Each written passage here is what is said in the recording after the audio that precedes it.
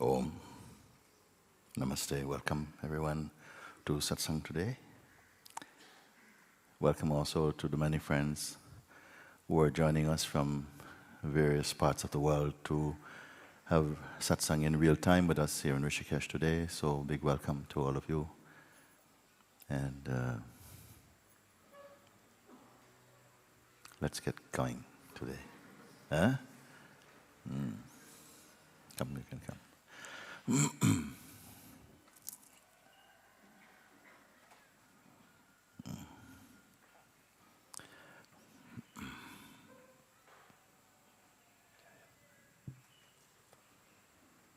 Beloved Father,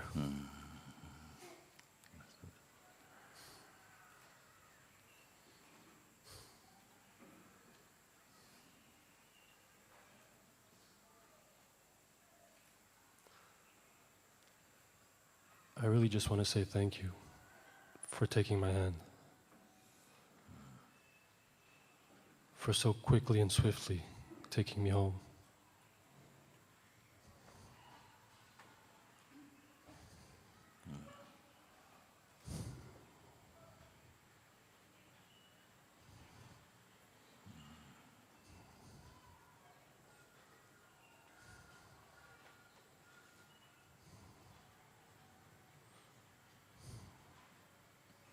Now stay home until it's no effort.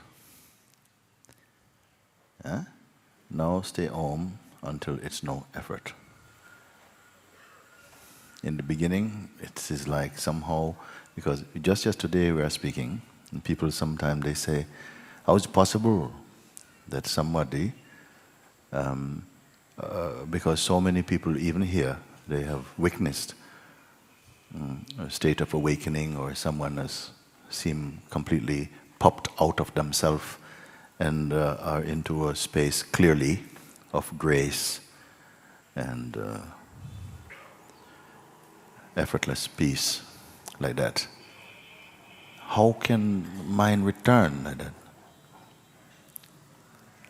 Even yesterday I heard something that apparently one man was in the state that he himself said he was in a state of witnessing, the state of grace, 15 years I heard. Am I correct?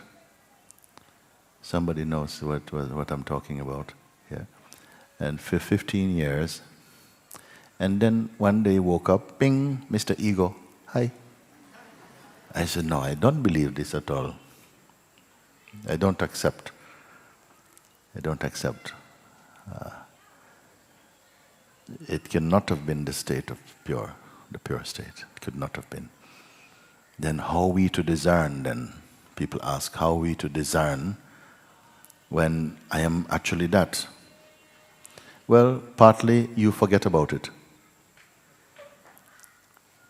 You forget about it until it is reminded within you to look. Because as long as the body is there, the consciousness is there, the vital force is present, the potential for thought activity will manifest also. By itself, it is not the problem. But the one who engages with it and then somehow follows it may find that seeds of identity keep creeping back in. And in a short time, you are again in the whole state. I was saying this morning to one of my friends, Dr. Amit, and his parents came to see me. They're Ayurvedic experts or practitioners were talking, and come to check my weight and check not my weight, my health. And I said, and it is linked to what I'm going to say, I said, do you know that in August and September, I lost 14 kilos? And what happened? I said, it's like a dream, how it happened. Maybe in the same way we lost the ego. And then, is back again. So therefore, when someone pops open, then I'm sure, you see, I want to keep an eye on you, like that. We say like this. Sometimes I say to people, you go home and get in your sleeping bag and zip yourself in, don't come out now. Marinate in your understanding now. Marinate in the understanding.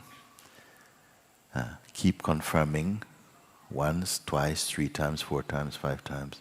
Clarify and verify that, but all seeing reports here. Because from here, even seeing is seen even. From a certain place, a placeless place, even the functioning of perception is perceived. A most subtle observation. Who are you? Where are you? What are you? When even the functioning of perception, or even the state, the holy state of I amness or presence, is itself perceived.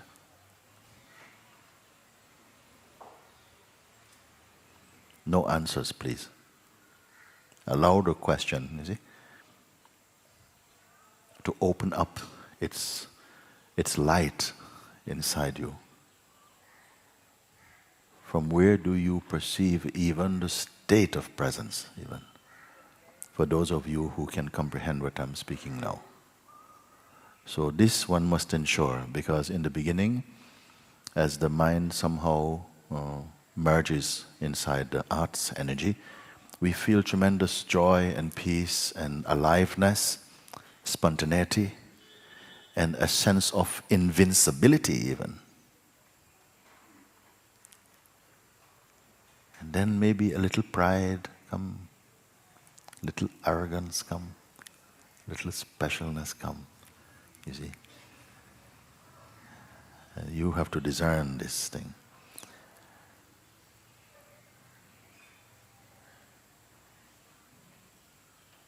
This is why I say, stay home until it requires no effort to be home. Then yourself and home is synonymous, it's same thing. Then we don't talk about it.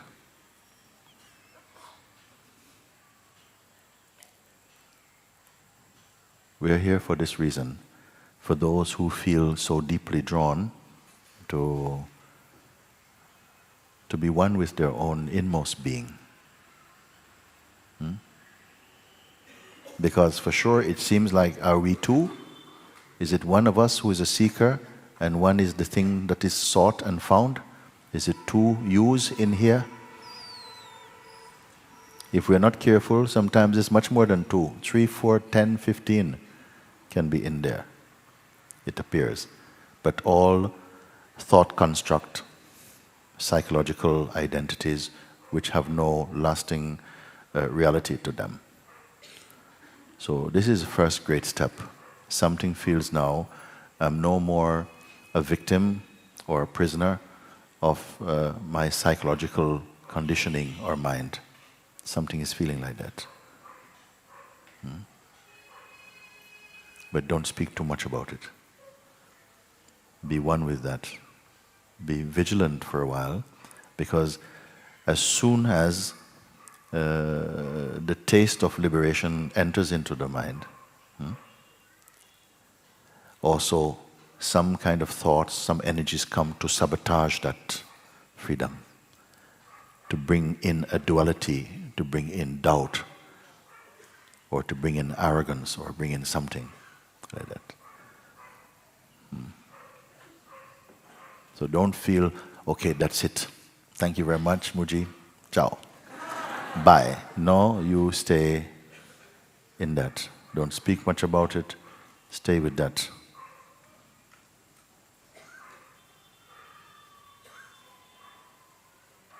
You may find for a while you don't feel much for company, social company especially. And also they don't feel much for you either. Then sometimes thoughts come, maybe, you're not interesting anymore. as if you once were. Oh, I'm losing my appeal now, and all this thing. So these you're going to have to sweep your house every day a little bit until somehow you're in that open terrain. So it's very good.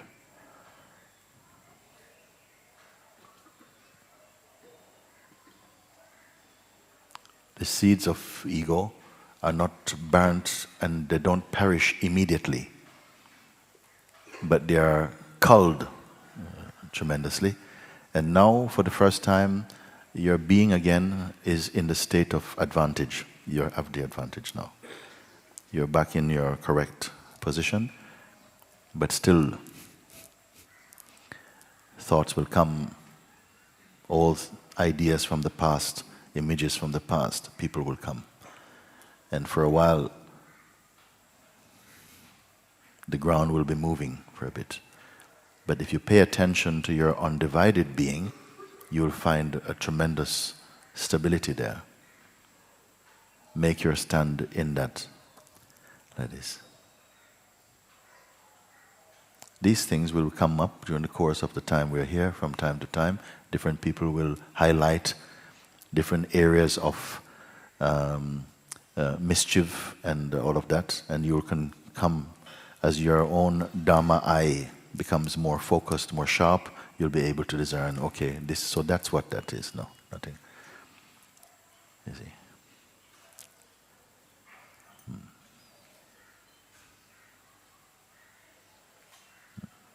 So that it's not relying upon any sentiment or any mood. So that in any circumstances, in any given situation, your being is constant.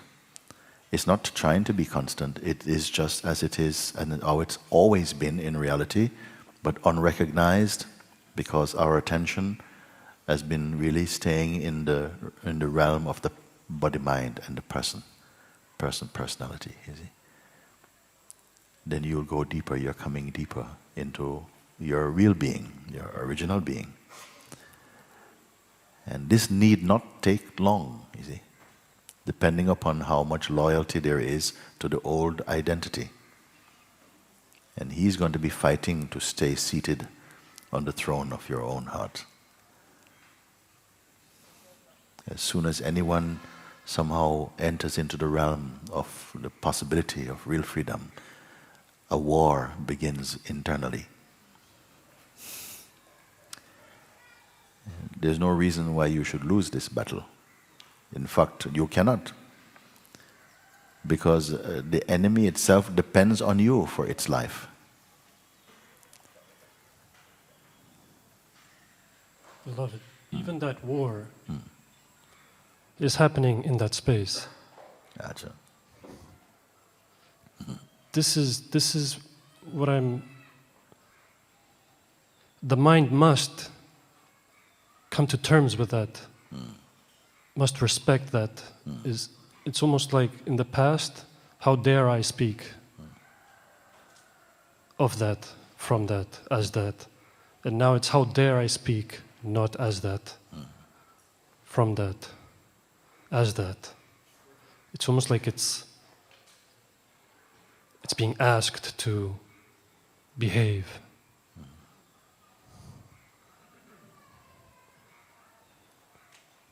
Clarify, what is being asked to behave? The mind is being asked to behave? How can I be anything else after? Yes. What delusion? How dare you? Yes.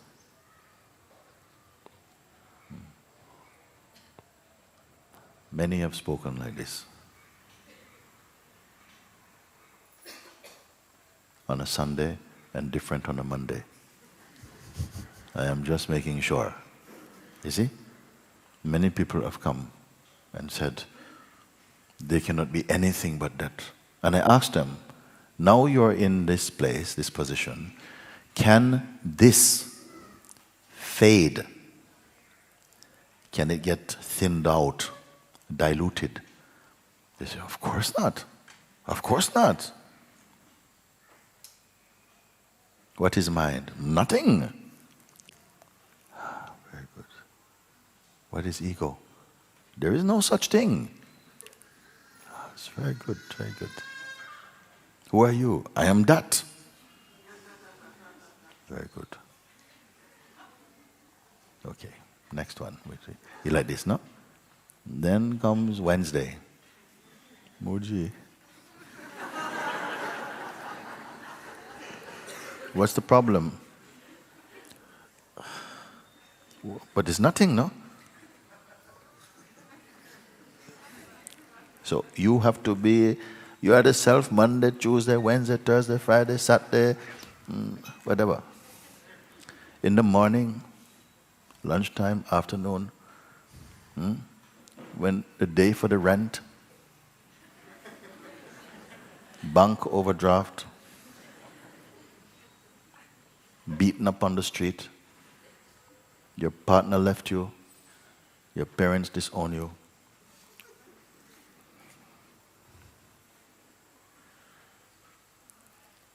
Isn't it? Merely the scenes are changing. The perceiver is unchanging.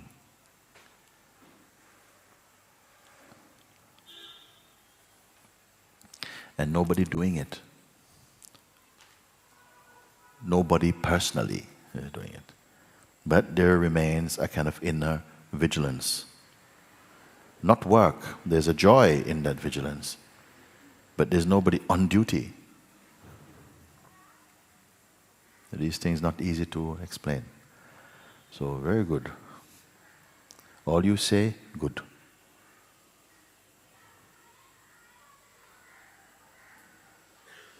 You see?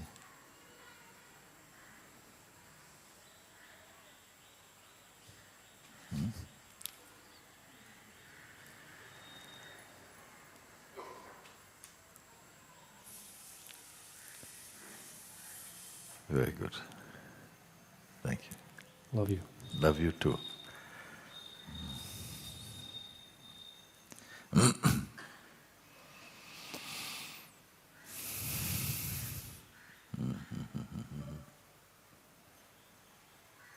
Whose hand? I want to see a higher hand. Yeah, because half hand I don't know. A higher hand. You come. Higher hand.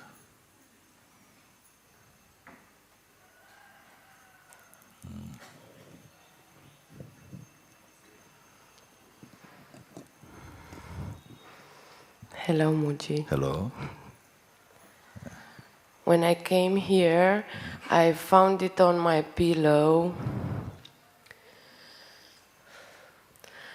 Love loves to love. It's nothing personally. It was a part of the answers at one of the questions was burning inside myself the last year.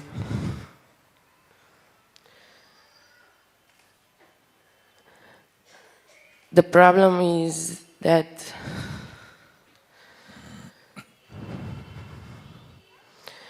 in the love relationships,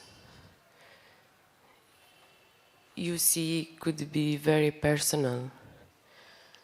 In the daily basis, it's easier to dissolve yourself in love with the other people, but that in a private relationship, it's harder to detach of the idea that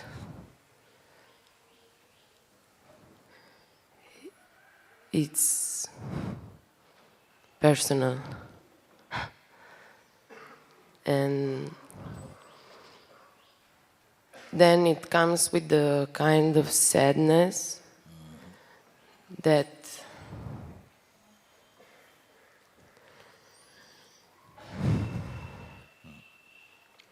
Why?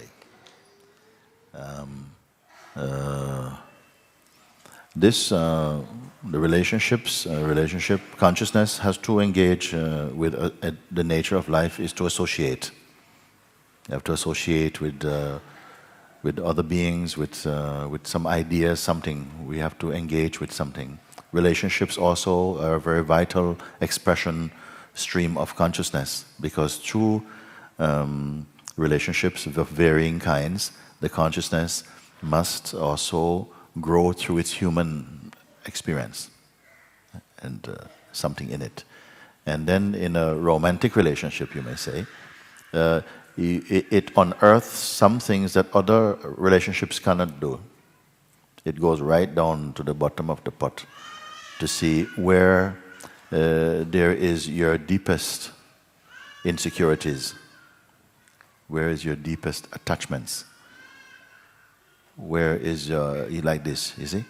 So they play a vital role in also bringing to the surface your hidden motives, where you start to somehow manipulate and so on.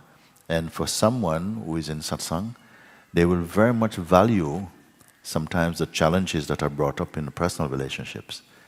For someone who is not consciously, working through these blockages, they just suffer them.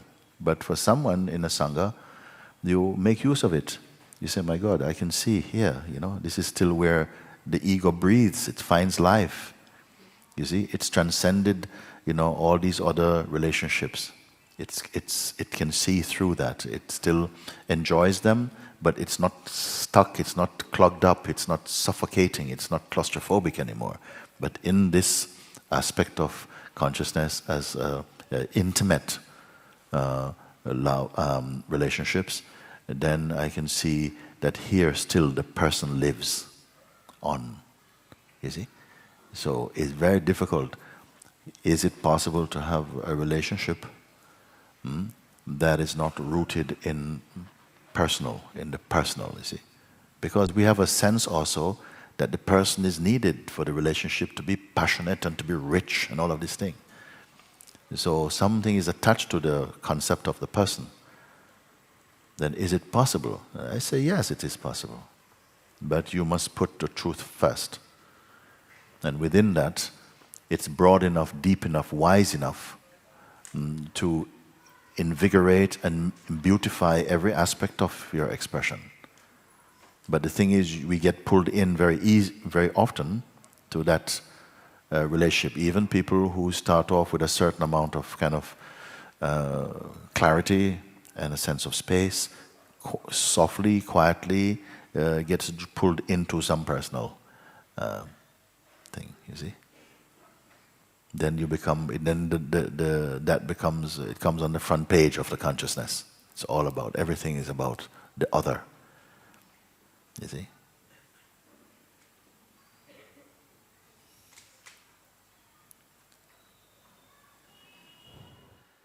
So your question is?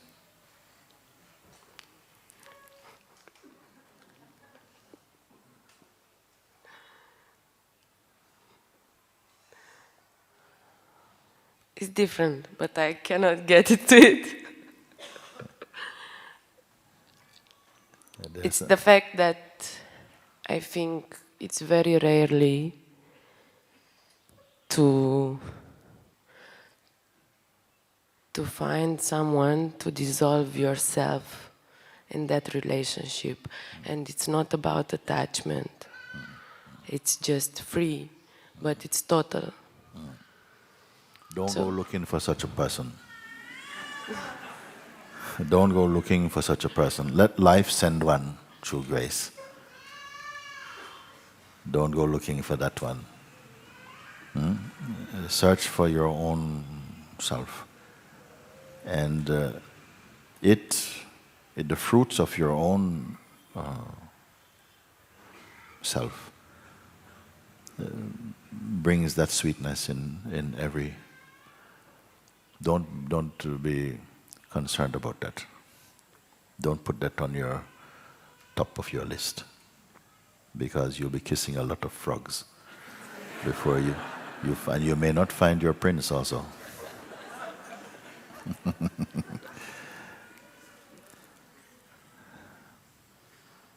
What we prioritize as the most important thing is really important there. You may already be in a relationship and then you don't know what to do with what I've just said. But relationships they can always grow. As long as you're alive, there's a space for growth and for change in where change needs to happen. You know that in the dynamic realm of the beingness, this is the realm of change, and change is vital to that realm. The mistake is made when we try to make what is by nature relative to try and make it into absolute.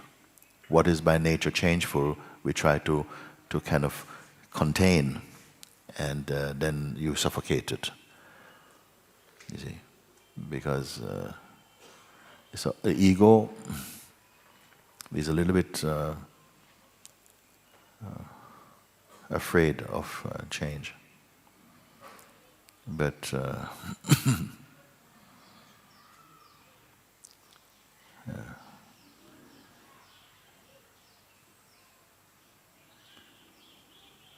you have to somehow, you will find your balance. There are relationships which are beautiful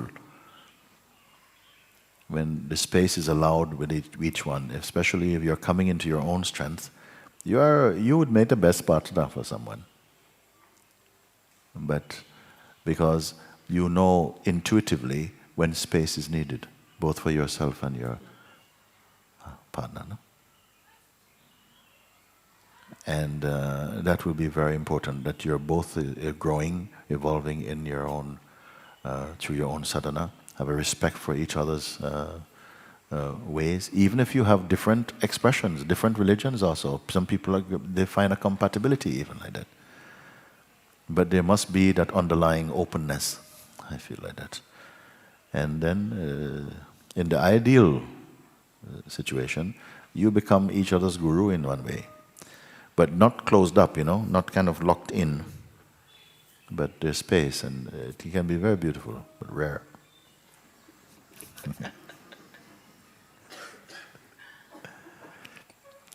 Thank you.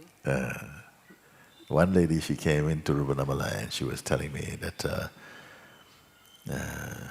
when she meditates, and her husband is not liking it. He feels she's wasting her time and taking that energy away from the family and from him and all of this stuff.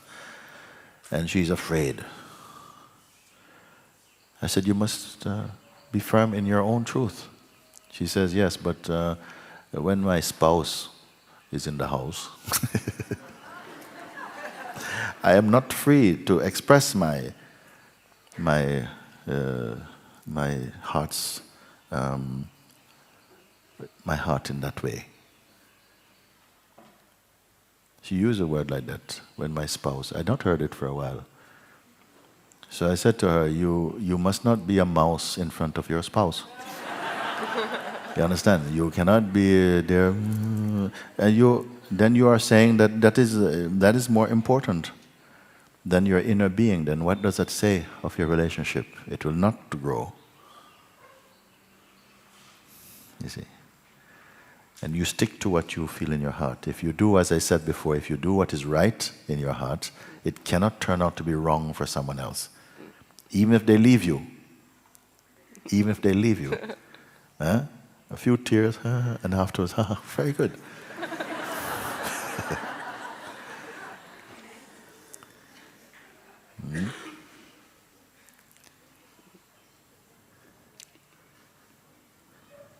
Very good. Thank you. Thank you. Yeah.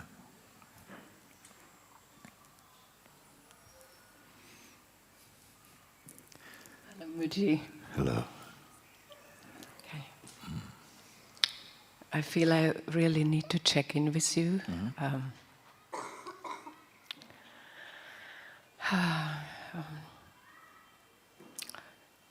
I don't know at all where I am in this. It's I don't feel lost, but I also don't feel found or home, or I don't feel. I feel everything is passing so quickly, and it doesn't matter. It's the terror, or the sadness, or the whatever, or the bliss, or the. But there's still somehow. Like wanting Is there a final place of rest, or it's just... There's a final space of rest. Yes. Sometimes, for a while, we can have the egoic identity provides a kind of place, a kind of context for our existence, where you feel, okay, I know my life, I know how things work, and there's a kind of coziness about that. But in the big picture, it's not working something. And if the quicker you come to see that by itself, the personality, the idea we have of who we are, if that is our sole sense of truth, then somehow you're going to outgrow that, because it's a sense of stuckness after a while. Then you come into the field more of exploring into your nature, then for a while you're going to feel lost. And that's an important part also, that for a while you'll not have any ground, you don't know where is the ground for me, and you feel like you're floating somehow. Yes, it feels. Yes, but within that sense of floating, there is an awareness even of the sense of floating. Yes. But the awareness is not floating. Yes. You see, that is your ground. Once you know this, if you are turned upside down, inside out, still the awareness is not moved. And that is a tremendous discovering, you see? And that is your ground. And then your life seems to be like this one moment, like that's another moment. Things are moving fast. Nothing can be controlled for a bit. It can feel, not in every case, but very often like that. But don't worry about it. Something is doing it automatically. Some inner spring cleaning is going on, and you don't have to be deeply involved in that. This is the beautiful thing of really allowing the grace, or allowing yourself to see that a part of your being is run by grace. It's just undoing. Just like you cut the hand and by itself it heals. You see? Yes, I and do feel something yes, is just yes. moving like that. And you stay more in your eyes, behind your eyes, that just sort of observes without judgment, without panic, and without projections. Adopt this new way of looking and of just observing, just being aware of things, and gradually a focus comes again. But you're already in a higher place, a higher state of consciousness about these things. So these are just phases that pass in front of that which is unchanging. The awareness is the key. And once you make your stand and be one with the awareness itself, you'll find that everything is taken care of.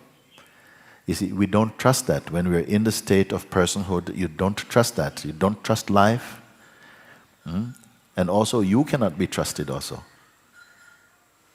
You'll make a promise today to change tomorrow. And if it doesn't change tomorrow, it takes a lot of effort to keep the promise. You see? So something relaxes back into a deeper space, a wider space, a more open space within your own self. You're not gone somewhere else. You're inside your own space. All the things I'm speaking about, they're just to be released, not to be created. Something seems to block the intuitive recognition and access to that field of being, because we are very preoccupied in that very cerebral way of living and thinking your life and strategizing, and it's just a habit that everybody does, so we join in. But there's a life which is unfolding with more spontaneity, more freshness, you just notice that there's a harmony. When people come and ask, how can I balance this and that? I said, forget about it. You cannot do it. You cannot balance anything. You yourself are unbalanced as a person. But as the self, you're in perfect harmony. Discover the self. The self is yourself also. It's not another self. It is your own intimate being. Actually not intimate, because intimate with still some distance. Yeah. Yourself is not intimate to itself. It is one with itself. So don't give too much importance. A lot of times we are suffering from things because you give too much value to them, too much importance to the things that the mind is throwing up, especially the psychological aspect of the mind, puts many things in front. And then we are creating relationships with a lot of delusions, in fact. So nothing wrong. Some aspect, something is floating, and you say, oh, my life feels like a cloud, it's just floating, like this. But something is not floating. Something here is not floating. It watches floatingness, but it itself is not floating. Pay attention to that. Be one with that.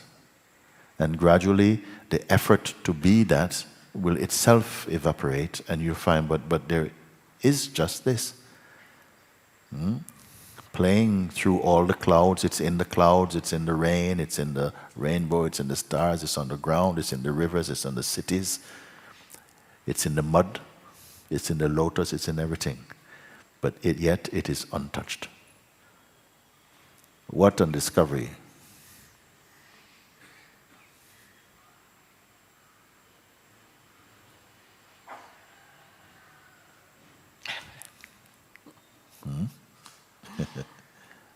Very good. Thank you.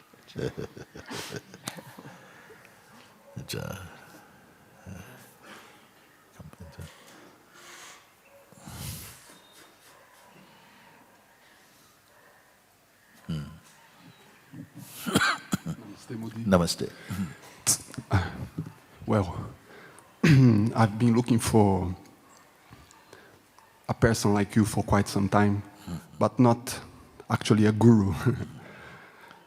I hear you very clearly. You don't give any incentive. You don't reinforce anything about this guru thing, which I really admire. Your Advaita message so clear is beautiful, amazing. It comes straight on because, there's nothing else beautiful. Well, my question is, where is the boundary? Because the first day you came here, you had a little chant at the very beginning, a beautiful mantra and all. And but I don't think that you come from that space, from that mystical, religious, whatever. I see that you come from a oneness place. Awareness. Awareness. There is a oneness in your message that doesn't need any of this religious thing, doesn't need of anything. It's just is one. Where does that stop? When can I drop all this? When can I just slap God's face and say, listen, this is my path. It's my path.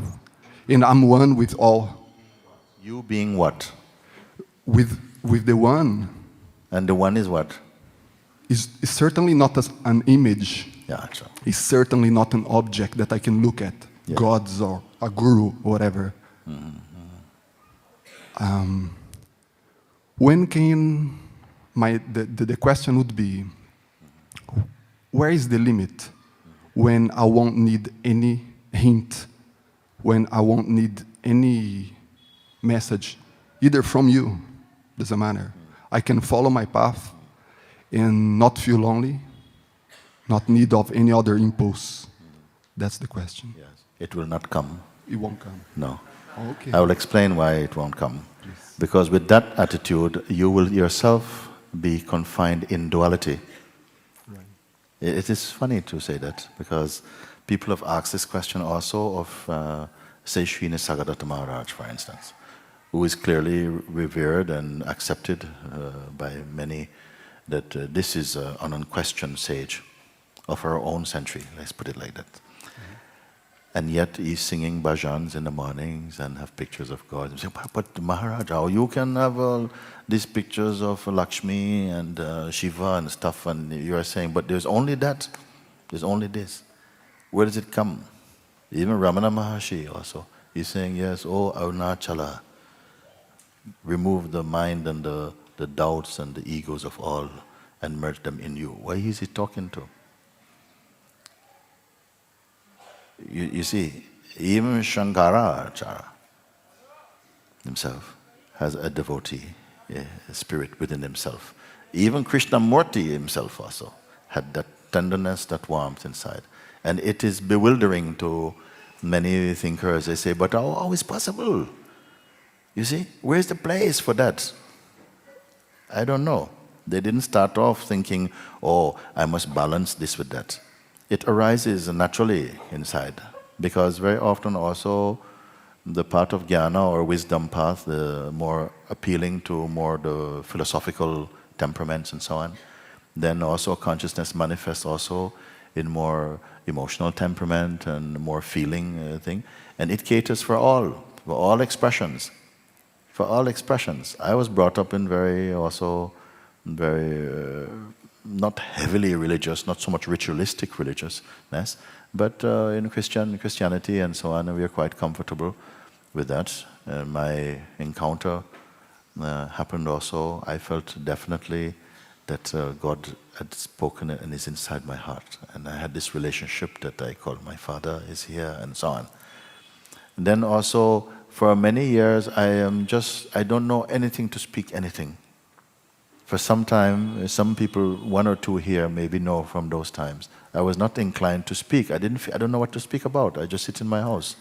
People started coming there, I sit, I didn't know what to speak about.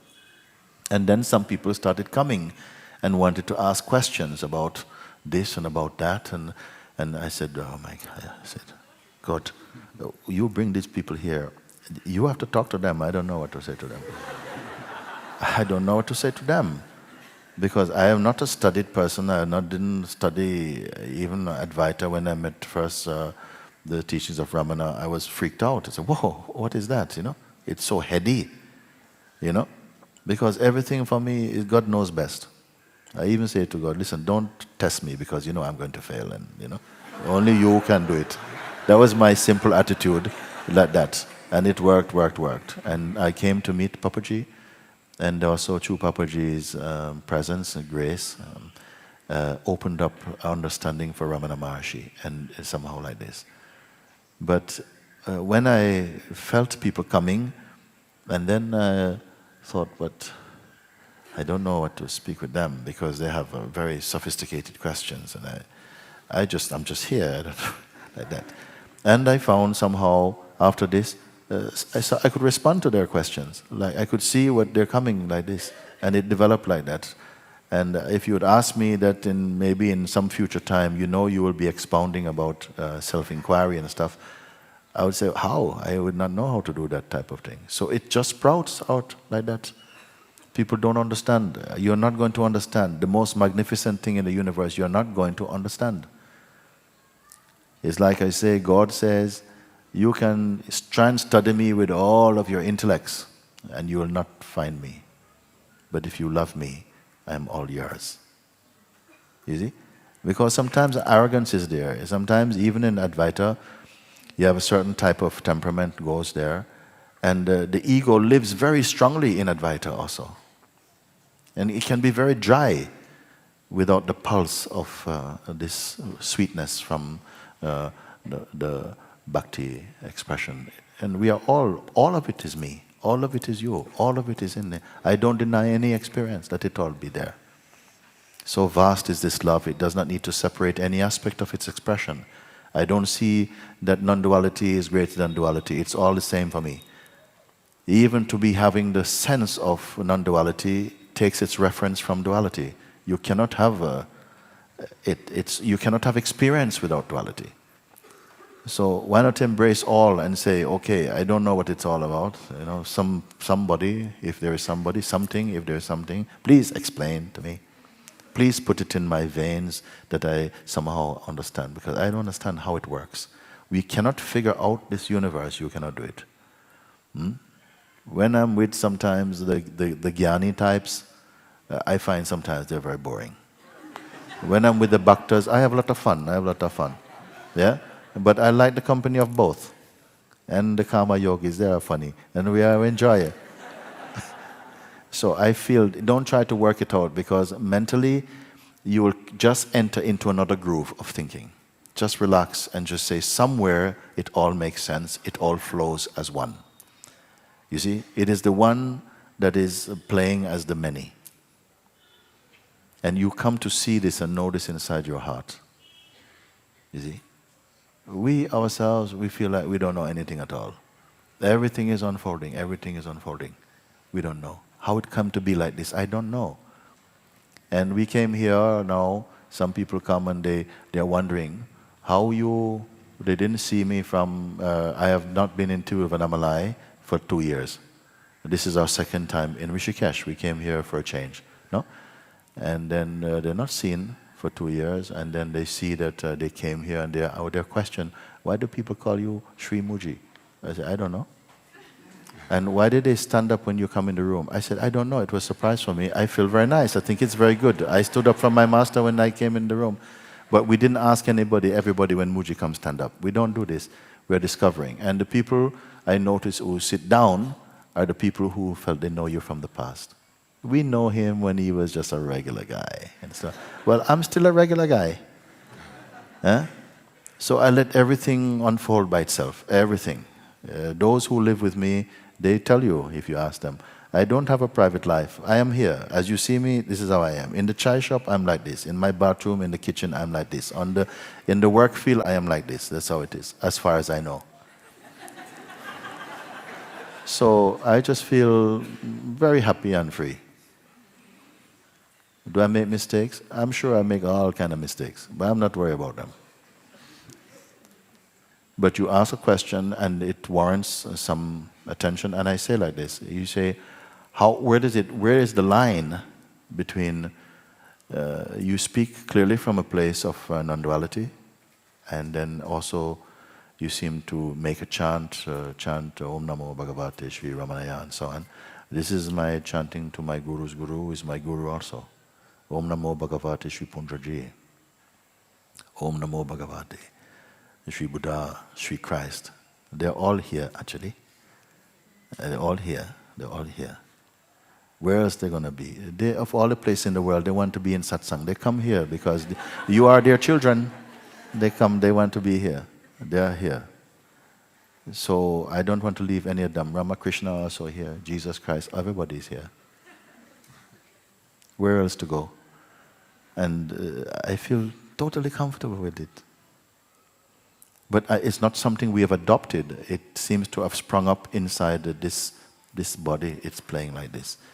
I came very much from a Christian background. I am a beautiful devotee of Lord Jesus Christ. I love in my heart. He's here also. You can say, hi Jesus, how you doing? Yes, he's fine. And then I discovered Papaji. I did not know anything about gurus or India, nothing, Indians or not, gurus or nothing. But I came, it was my destiny, I have to put it like that. I met such a master like Sri Punjaji. You know, God took me to Punjaji. And so I am too happy with all of it. I don't try and work anything out. When the bhaktas speak, when the jnanis speak, we talk, yes. When the karma yogis talk, we have a good talk. It's like that. So somewhere, don't try to fit it, or else you get fitted in yourself into something. And the worst thing is our sangha, they are changing all the time, growing in some way, like life. We don't know how the day is going to be. Everything comes, something changed like this. But inside, there is a serenity and a stability.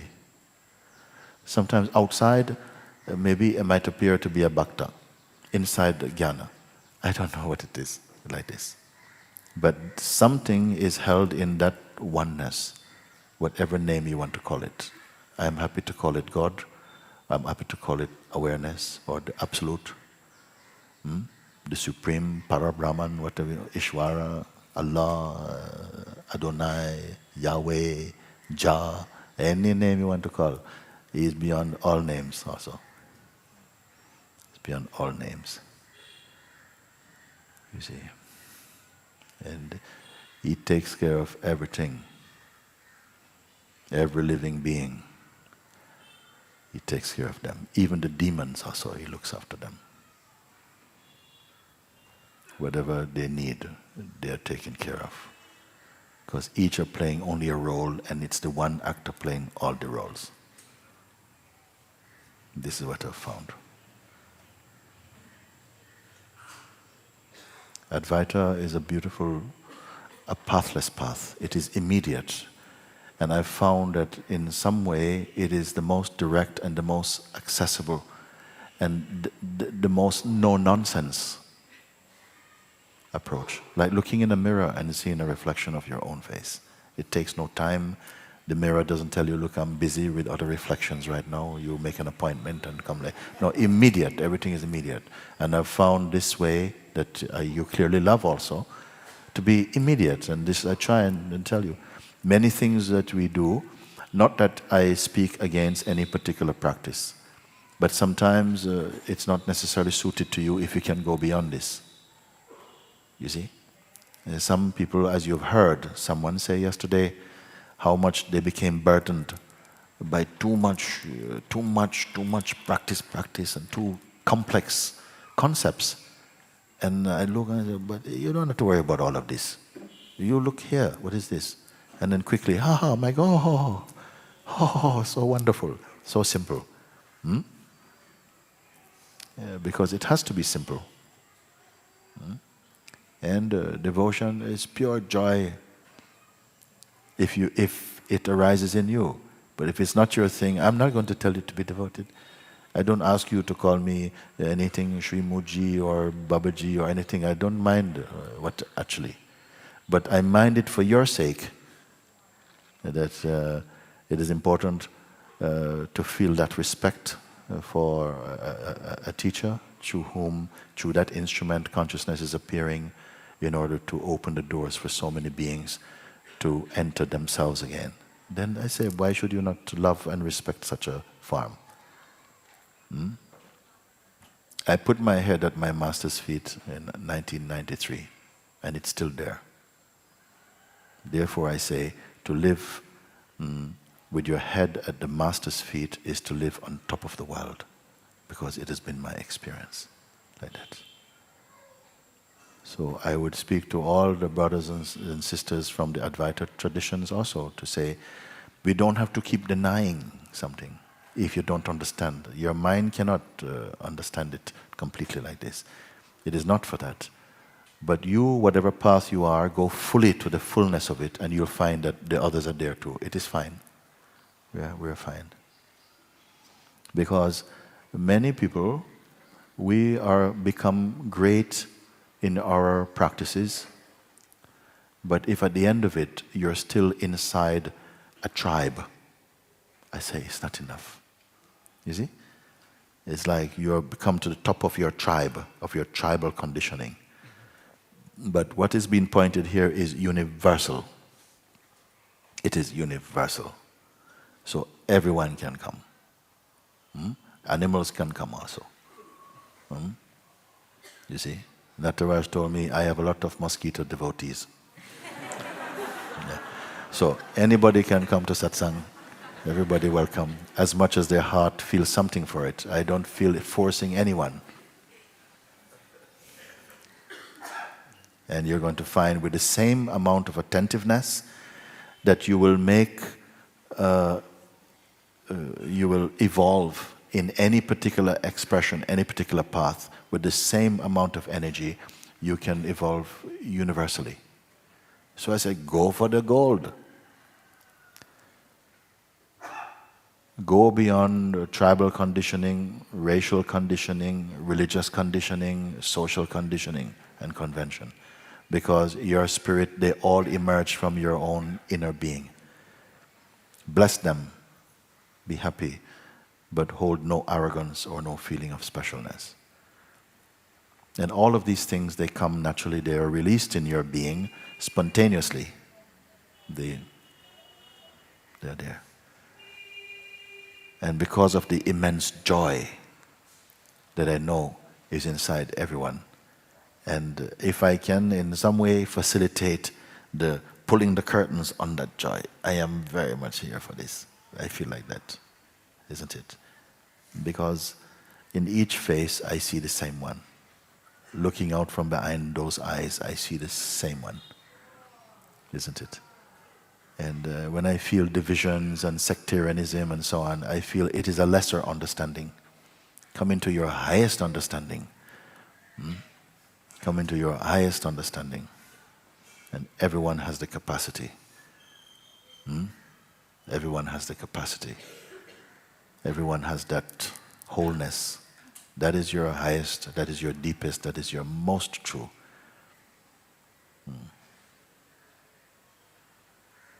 Thank you. Thank you. Thank you very much. Thank you. Very good.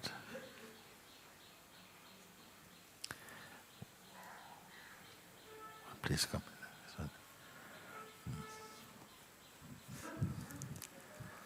Namaste, Mooji. Namaste. I have felt very anchored and abiding in myself for decades now. You have felt what? Abiding in myself for decades. I've known my own being as the center of my awareness for a very, very long time. And yet, I have to admit that that consciousness that I am is looking through this window that is housed in this body. That feels like a limitation somehow. Like Papaji told me that Ramana appeared to him in North India. He materialized for him. Really, he was in two places at once. And I know that there must be a difference between that state of being and the realization that I feel solid in. So it makes me question, is there a further opening to freedom, a further surrendering that I should be dealing with? Okay. There's a part of me that can't do an effort outside of being immersed in that, but still I question myself. Yes, it's a good point. You know, I don't know how many people are aware of what you're sharing, because Papaji said that he, for many years, having had the first experience about when he was about 8 years old, had an awakening, but he hadn't fully comprehended the fullness of it. And thereafter, as he was growing up, he was going around, and wherever he met a sadhu, a monk, he would ask them, you know, have you met God? Have you seen God? And he felt dissatisfied with the responses that he got from them. And so he developed a little bit of cockiness about it, you know. Have you seen God? You know, well, like I have, because Krishna was manifesting for him, playing with him in the form of Gopal and this type of thing. So one day he happened to meet one sadhu, one monk, and he asked him, "Excuse me, by the way, have you met God? Have you met God for yourself?" So this sadhu said, "Well, actually, I know someone who has and who can help you. You go, he lives in a place called Tiruvannamalai, and you'll find him near the mountain Arunachala." Okay, made note of it right now, and then he forgot about it. Many years later, he had the chance to go to Tiruvannamalai. And when he got to Tiruvannamalai, he asked him, "Where is this ashram or some sage, Ramana or whatever?" So they took him to Ramana ashram, and then as he went into the ashram, and he looked, they say Swamiji is inside, and he looked and he saw this Swami sitting on the sofa, and it was the same Swami he saw up in the north, who said, "Go down there. I know somebody who's met God." And he goes, "You little bugger, you." He was very upset. He said, "You trickster, huh? What kind of game is that, you know? You come and tell me, you know, why didn't you just tell me there? Why you play all these big tricks and all these things, you see?" So then he... Now it comes to your point, you know. Actually, when he appeared to Ramana and spoke about these things, Ramana was not aware of it. He hadn't deliberately materialized a form to speak to Papaji. It was consciousness in a way, in the broadest way, that manifested that, because it was meant to be this. It was the way in which Papaji could get to meet the Maharshi. Can these things happen? Yes, all the time. All the time. It doesn't have to deliberately. There are times when it has manifested that a certain master, if that is their prarabdha expression, may do that. We have heard of Rumi and so on having a talk with his friends and saying, I had to go off some moment, went into some state, and then turns out that someone later came and says, yes, I was on a train, I was being attacked, and suddenly you came, or some sadhu came and saved us, and we knew it was you or something like that. It has happened like that. But very often, many things that took place in the presence of a sage, or maybe not even in the physical presence, but because some devotee had a feeling there, it may not even be a devotee at the time. And they have encountered the physical appearance of this being. I've met a number of people like that who came and say, yes, but it was you. You were there. And the master doesn't know. He says, yes, I don't know anything about it. Even in front of Sri Bhagwan, Ramana Maharishi, people who said, thank you for doing this for my family and for my children. And he says, really, I don't know anything about it. So these things many phenomena happen without the conscious intervention of the master or something. It happens like that. Happens through the grace of the devotee's love, or through the expression of the consciousness in its widest abilities, capacity to do these. And these are small things. They're small things.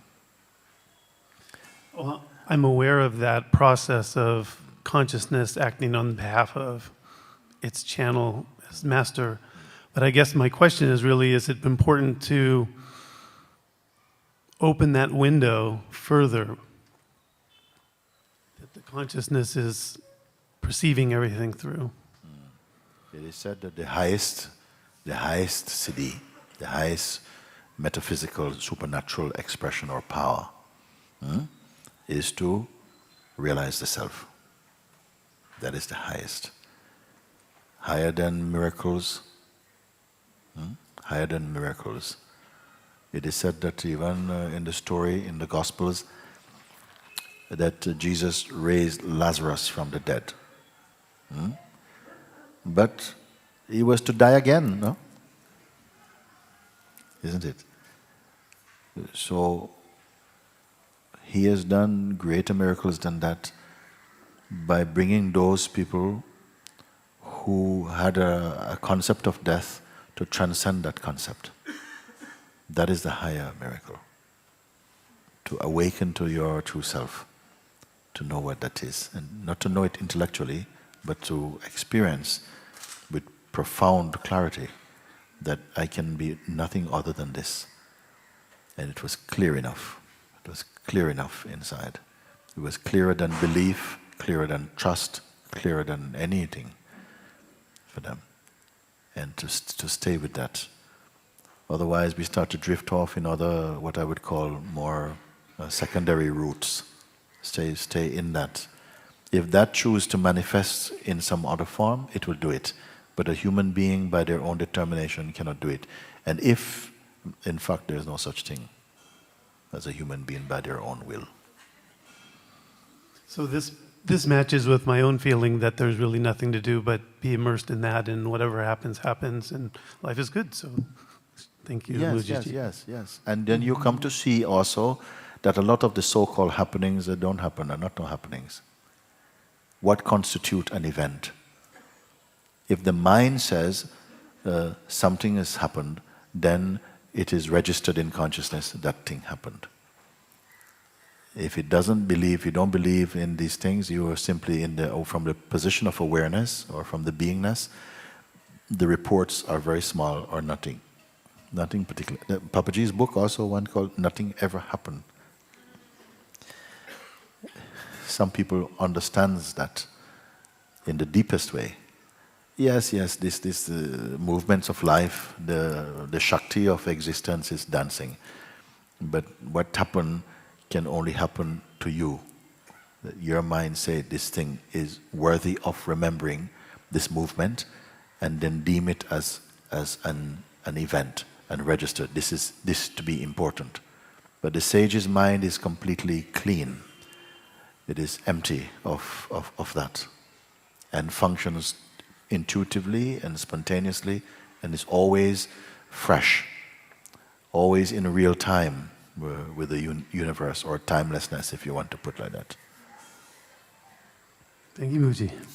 Thank you. This one here can, yeah.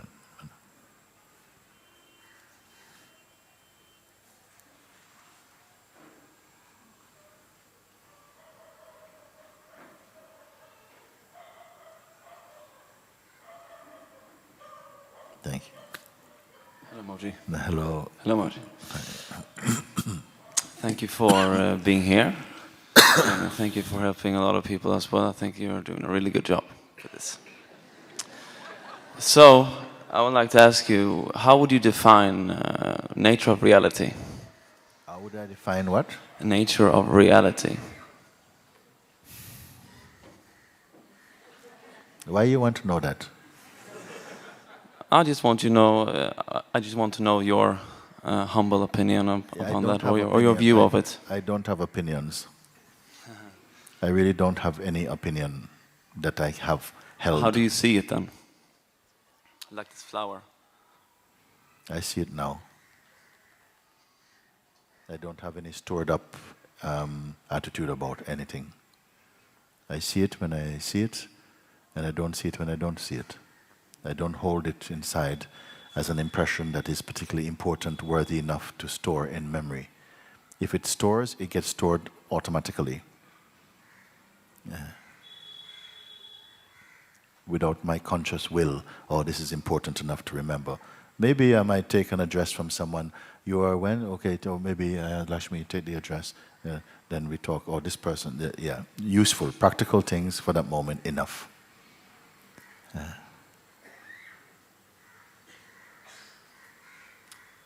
Okay. Can I ask you another question? Or is let's see. Would you consider the self as a shadow or a reality? Would I consider the self as a shadow of reality? Or a reality? Do you understand your own questions? Yes, of course, yeah. Okay.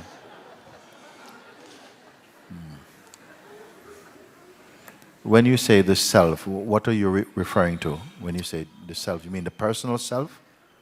Well, the being of within, or the being that is defining itself, or the essence that comes back towards itself.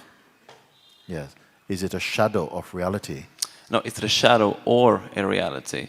A like shadow self or a reality. that you are projecting, or from yourself you're projecting reality. Is that a shadow, or is it a reality? I see. For example, in the ancient philosophies, they called, for example, physical astronomy and philosophical astronomy as the physical they called the shadow, and the philosophical they called the reality. So I put the self in the context. I just want your idea of it, or your mindful or thoughtful explanation.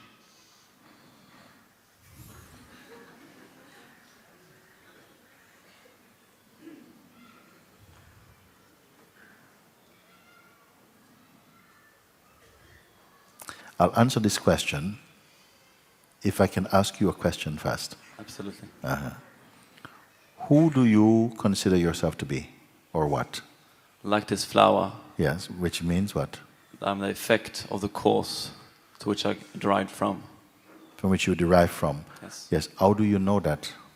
Well, it's an intuitively understanding of myself and reality, which I'm living in. Like this flower, understand it for himself, and that's why he manifests himself from his inner being. The flower told you that? I understand the flower as I understand myself.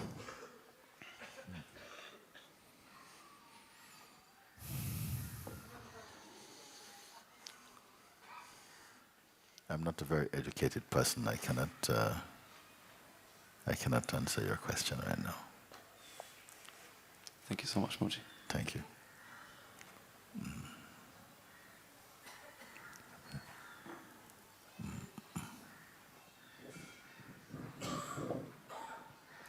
Hello, Mooji. Hi.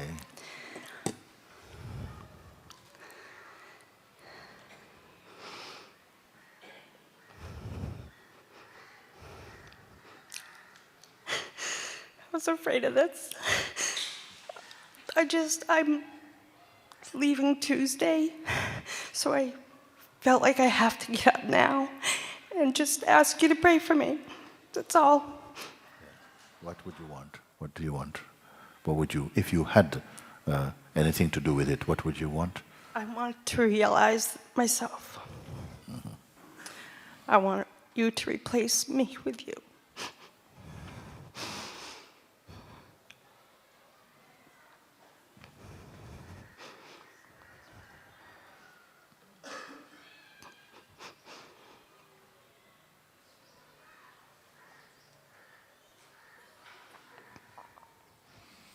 Many people will not understand what you've just asked. I understand what you ask. You're not going to ask me to explain, are you? No, I'm not going to ask you to explain.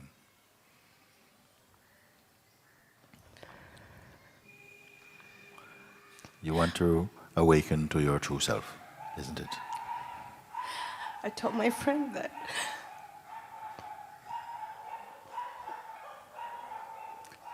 I wanted to come to India to die. Yes. Not physically. Yes, yes. No, I understand quite what you speak.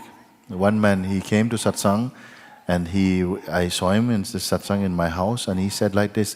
He also asked, "Can I see you one-to-one?" I said, "But is this your first satsang?" He said, "Yes, it's an urgent thing." So I agreed to it, and he came, and he said, "I came here because one of the people from the Sangha, she's a nurse in the hospital, and she told me I should come and see you.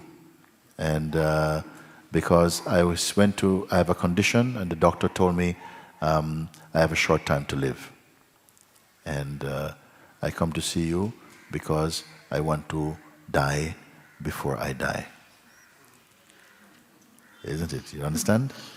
I want to die before I die. It was deeply touching for me because I understand what you want. I want to die to what I'm not.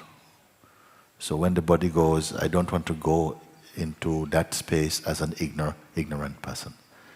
I want to at least benefit from as much as I can to find out what my true nature is before this body expires. No? So same thing you are saying now. I want to die to the ignorance in myself. I want to die to the unreal in myself. Come.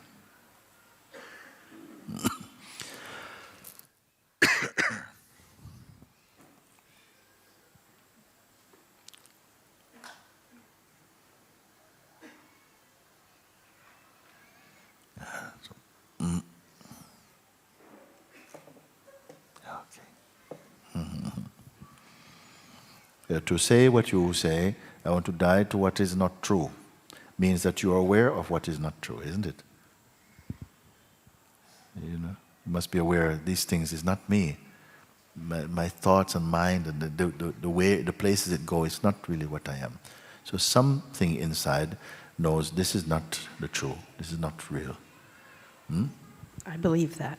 Yes, but you don't know that? No? No. Okay. But obviously you see, because something reacts to some expressions in yourself, you feel, I don't want to be like this anymore, isn't it? So let's leave that aside.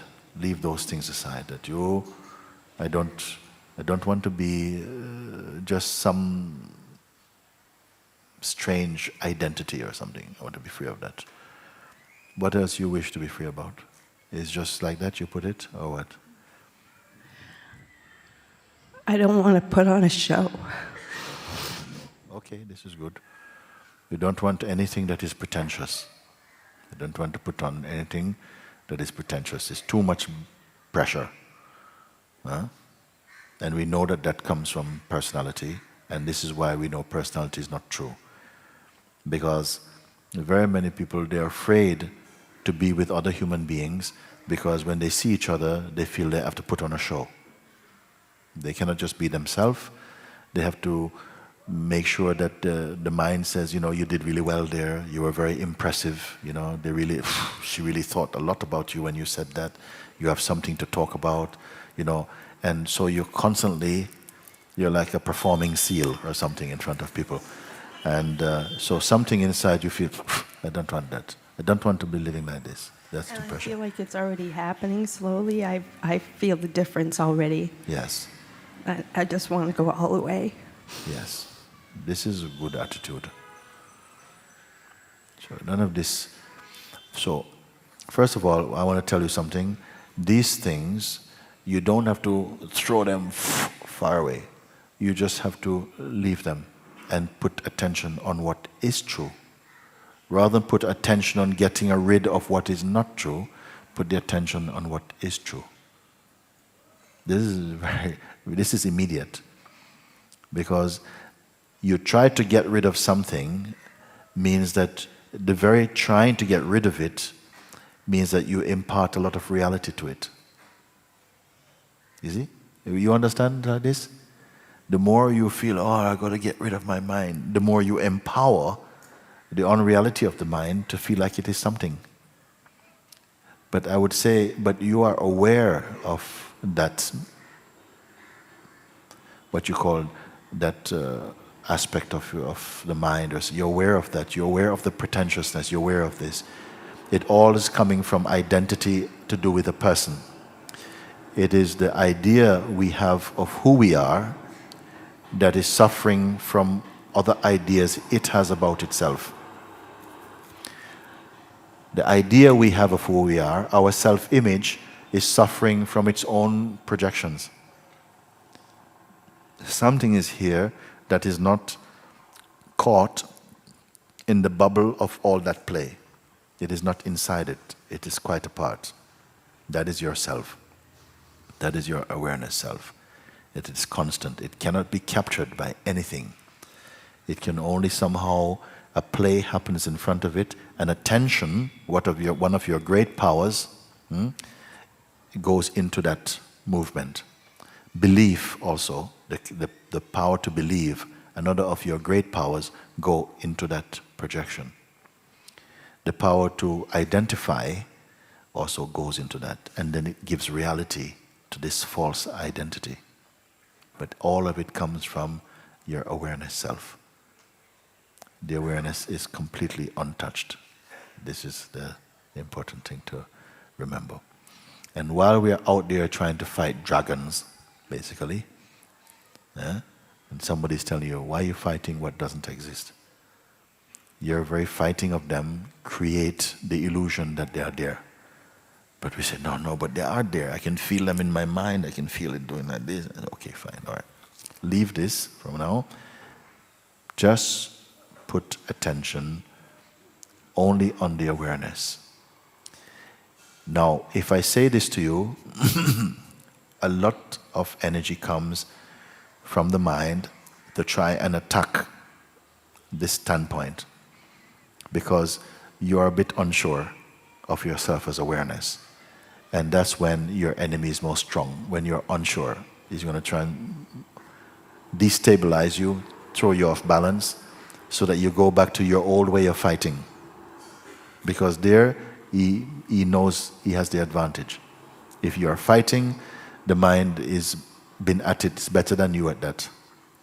Your way is to stay inside as the awareness. First, notice what awareness is, that it is always here. It is the ground of your being. It's not an identity, it's not a woman, it has no religion, it has no practices, it doesn't have an address. It's simply always here. Without awareness, nothing else can manifest. That is the power of awareness.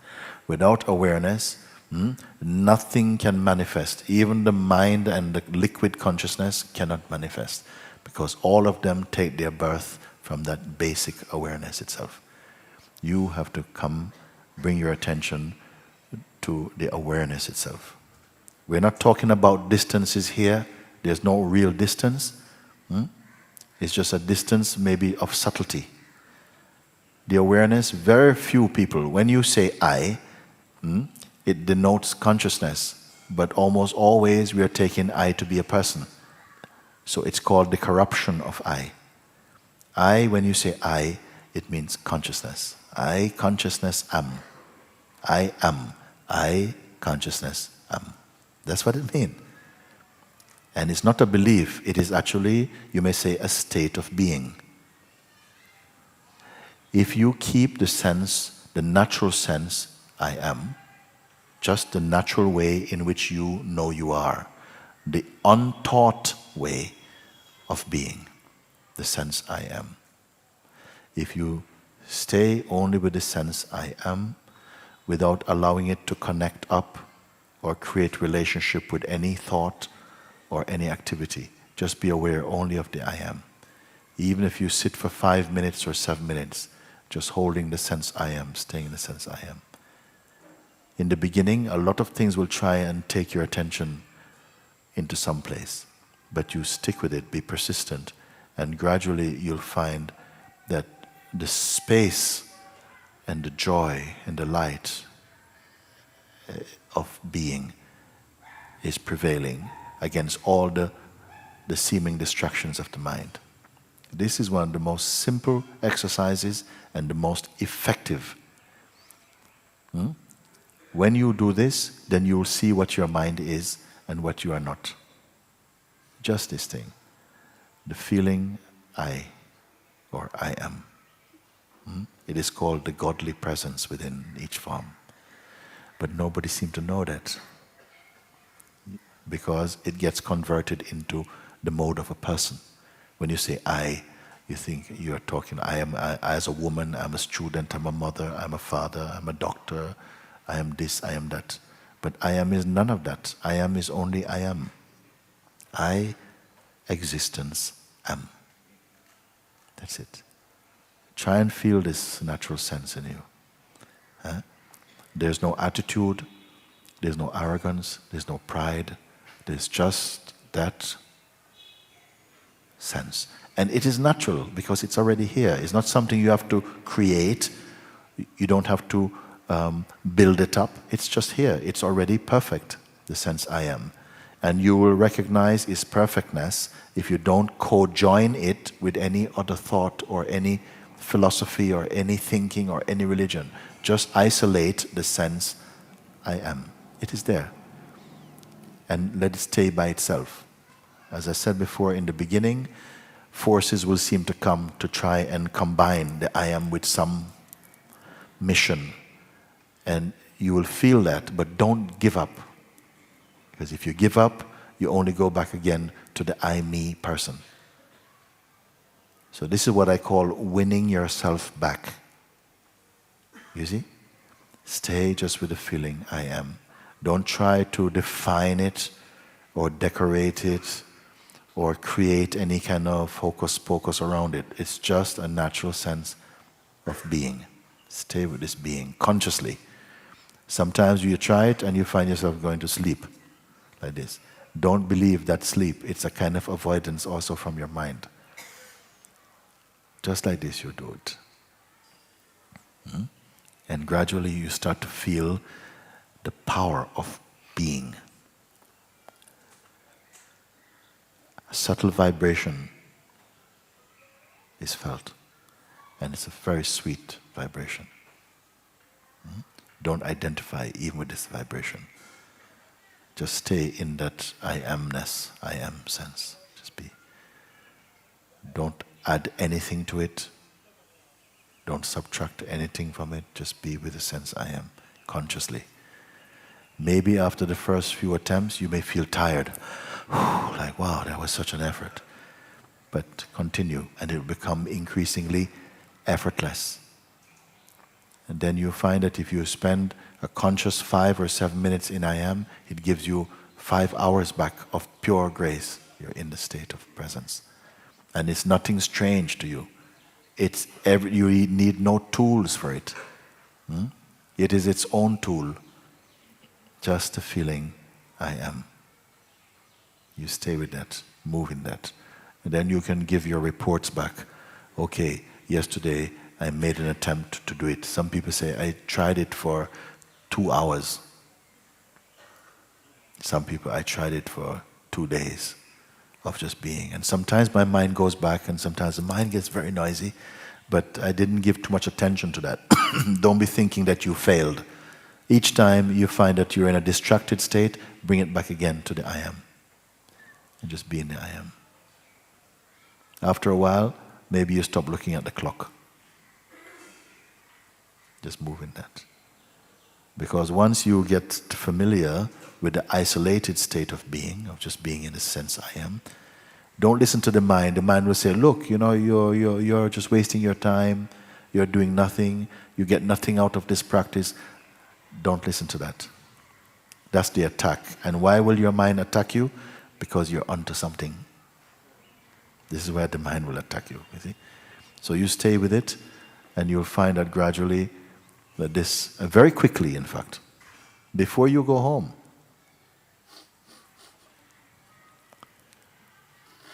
you'll feel this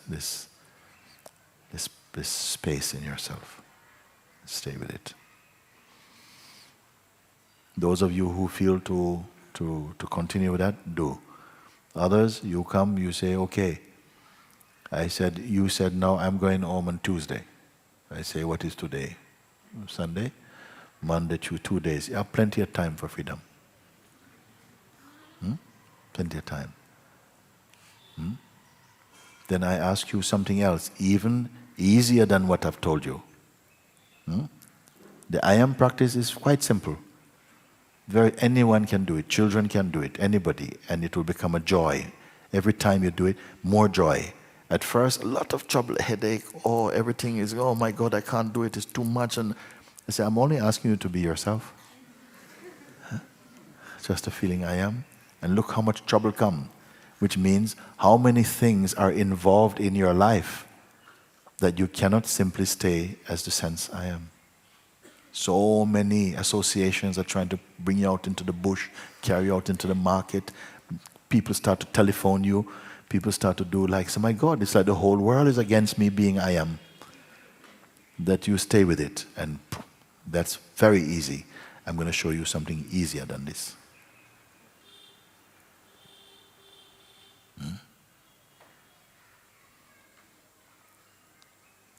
What in you does not require any effort? Make no effort. Even to be I am. Even to be I am. Just as you are here. Leave your mind, let your mind go for a walk or stay, it doesn't matter. What takes no effort? What takes no time? What takes no effort? What takes no time? Go to that place in you. Is there any place in you that is not trying to be? It is not pretending anything at all. It does not have to practice anything at all.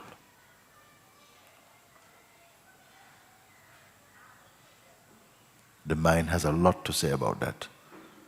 Oh, it is just some psychological practice, some little exercise. No. Forget about it. What takes no effort in you? Go there. Just only bring your attention to it. That will take a little effort if you want.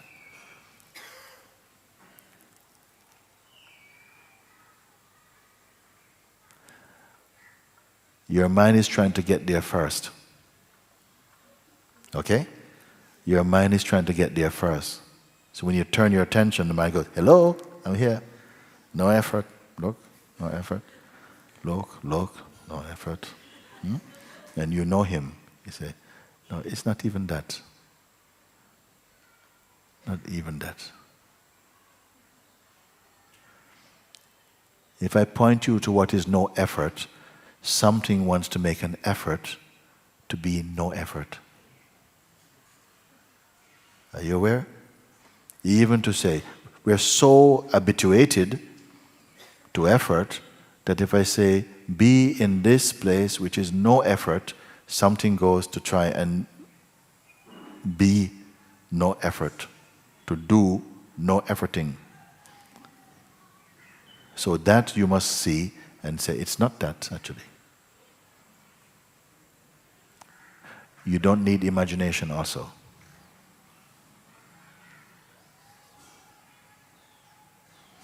Why am I saying this? Because your true self requires no effort. It takes a lot of effort to be a person. It takes no effort to be yourself. You must know this. It takes a lot of effort. It's only because you're so used to it that it feels natural now. It takes memory to keep remembering how you were and how you are. It takes a lot of effort, a lot of psychological effort, physical effort. This is why when we are amongst people, after you leave, you feel drained and tired. Why? Because you're efforting.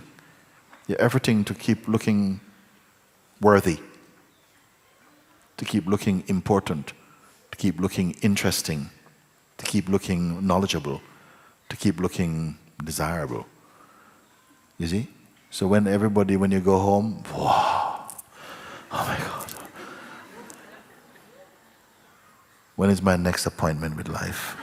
Oh God, I can't, it's too much. And therefore some people, when they get up in the morning, they see the sun, they go, oh no, not another day, I don't want to effort anymore. So here I'm telling you, what is no effort?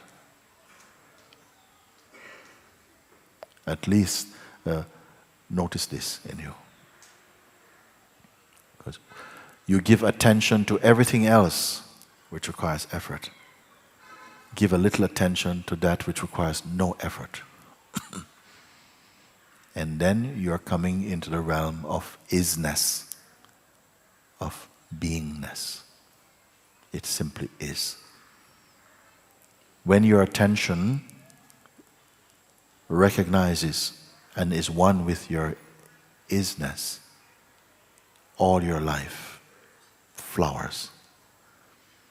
All your life blooms, becomes radiant. And you can start proving it from now. You can do it. I'm not sending you on any long, after 3 months come back. No, today, tomorrow, next day, whenever, come and say, yes, actually, Mooji, I practiced it actually. I looked at it. I may tell you, but did I ask you to practice anything particularly? So you must be able to come back with some report. I won't see you before you go. Probably, isn't it? Because next satsang is Wednesday. But I am with you on it.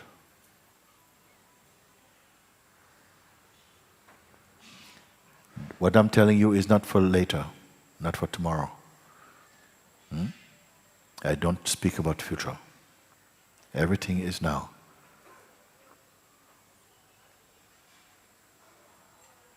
We have to come to now. The whole world is in the past or in future. You have to come to now.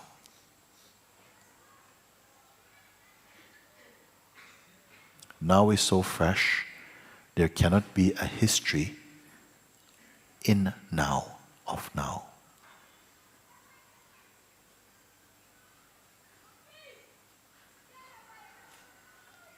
History is always past. What is not past?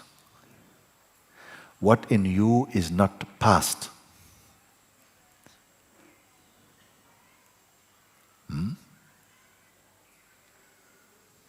What in you is not future? What in you is not next? What's your next experience? What's your next fix? No next.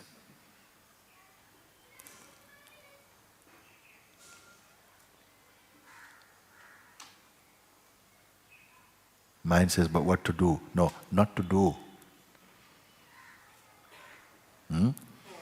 Even they say we are human beings. Being, not human doing. find the being.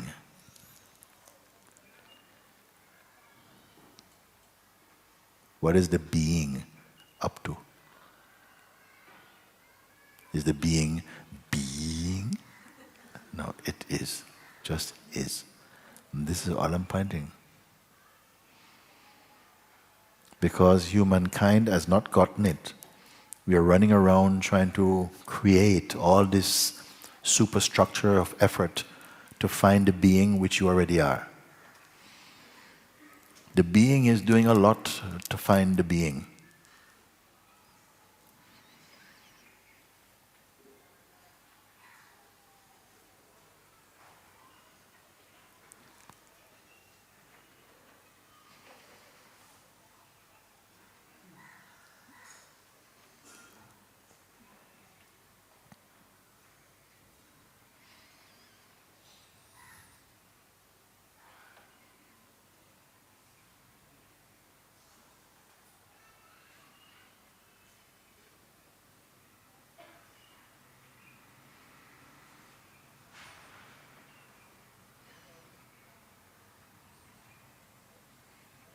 You are not the victim of time.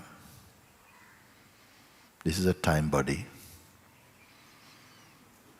Mind also is time.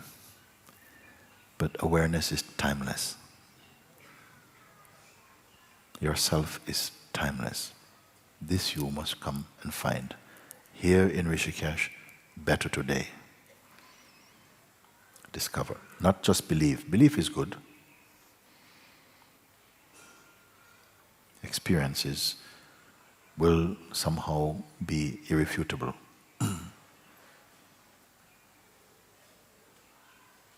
All this is taking place in the presence of your own being.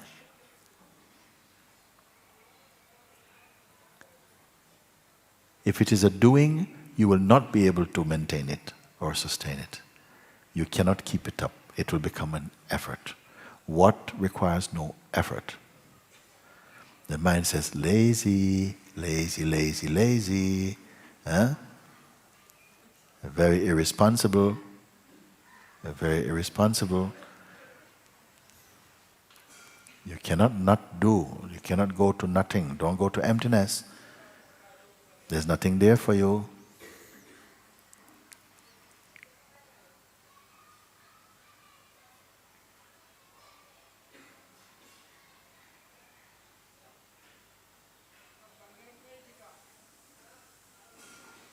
What does awareness look like? It looks like nothing. What is its shape? It has no shape. What is its size? It has no size. It is sizeless. What is its responsibilities? It has no responsibility. And yet without it, nothing can manifest. Nothing can exist. Nothing can appear. It is the womb of existence itself. And the support of it also.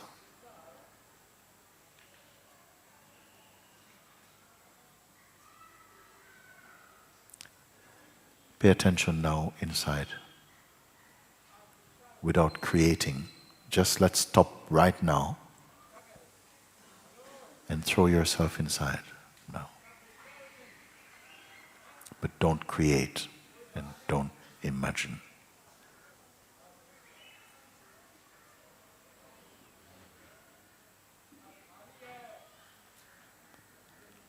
What are you aware of? The functioning of the senses?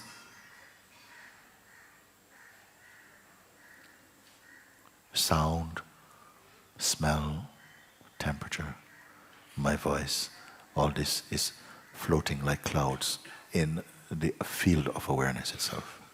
Nothing you have to do, nothing to control, nothing to fix, nothing to change, nothing to get, nothing to lose, nothing to become, nothing to unbecome.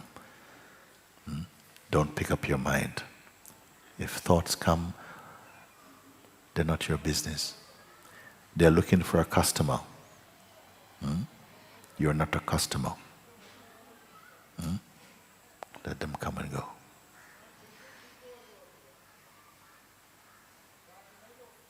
You're here. Don't hold on to any image of yourself. Images come and go, subject to change. Let them be. Don't carry anything for a moment. Apart from what you are noticing as sensations in consciousness, even the subtlest of sensations, you are not to try and control anything at all. You're only aware, that's all. You're not stock taking. You're not doing any accounts. You're not making any reports. You're not writing an article. Only noticing. You're not purchasing, not shopping. You're only here. Let the sounds just happen. Don't judge anything. And what do you notice now?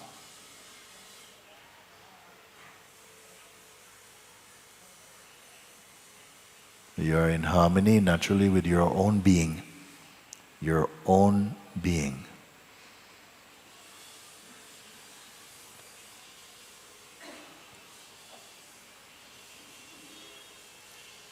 Whatever is happening. Nothing is happening to you. Nothing is personal. Notice this.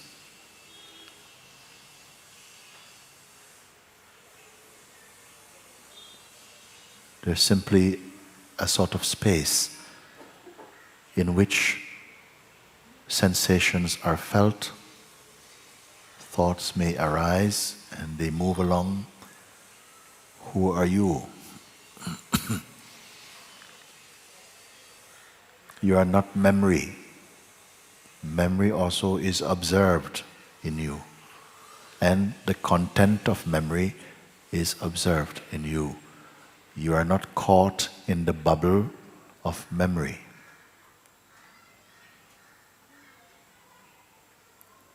Notice this.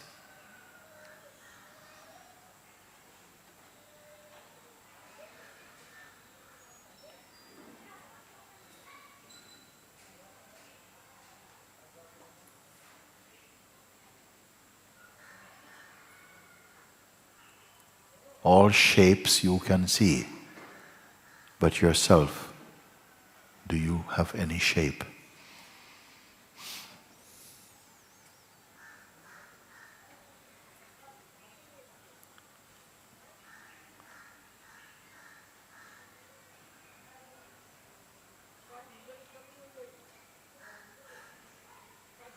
The sense I also is perceived.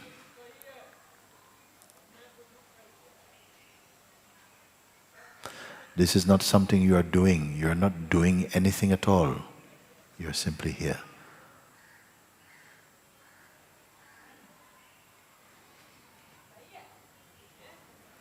If your hands or your arms go in the hair and go back down, they make no difference to the awareness at all.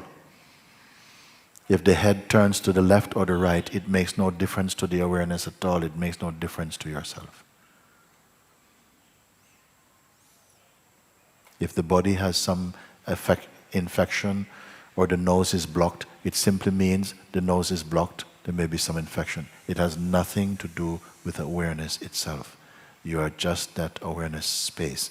Experience this. Be clear about this. Naturally, your beingness is at peace. It's never not at peace.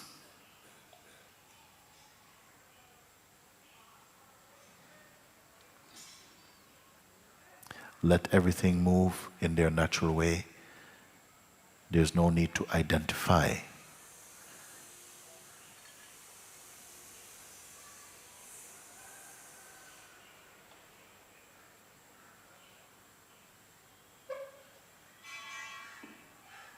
You're simply observing,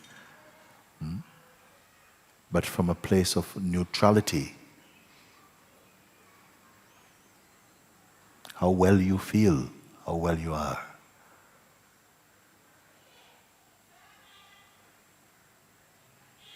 You are not past.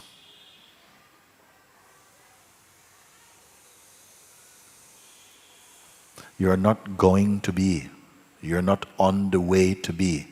You are. You have always been.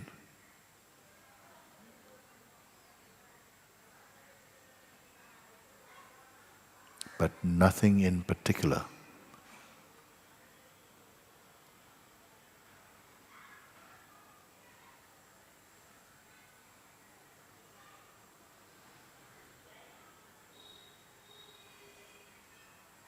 Like this, there is nothing to control.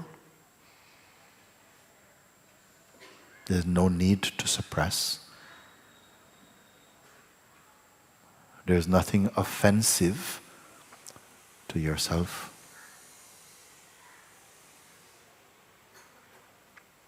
You are not a combination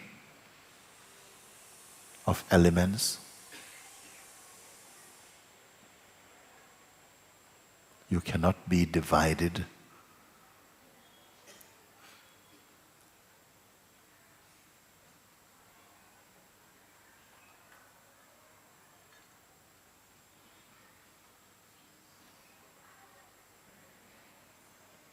You are free. Freedom itself. Freedom is not your future. Freedom is the state of your being. Free beyond even the concept of free. Natural.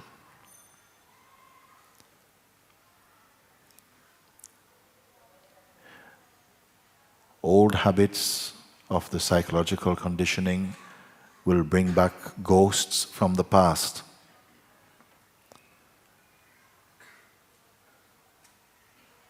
And invite you to have relationships with these ghosts from the past.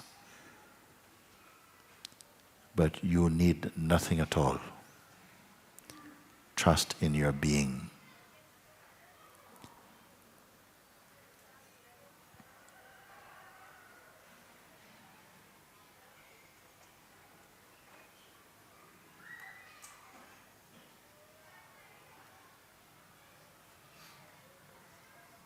No one has the right to expect anything from you, nor should you expect anything from anyone. Expectations are in the field of ego and egoic identity. It's a part of this world play when consciousness is playing only in the field of personhood. You know this field, yet you are beyond it also. This is your beyondness.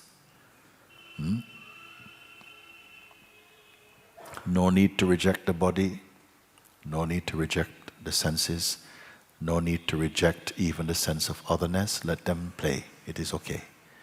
But you stay here, not as a person.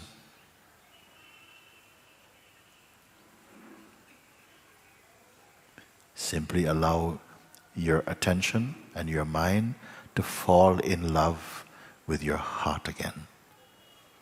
Keep your mind inside your heart. It is a beautiful connection and oneness.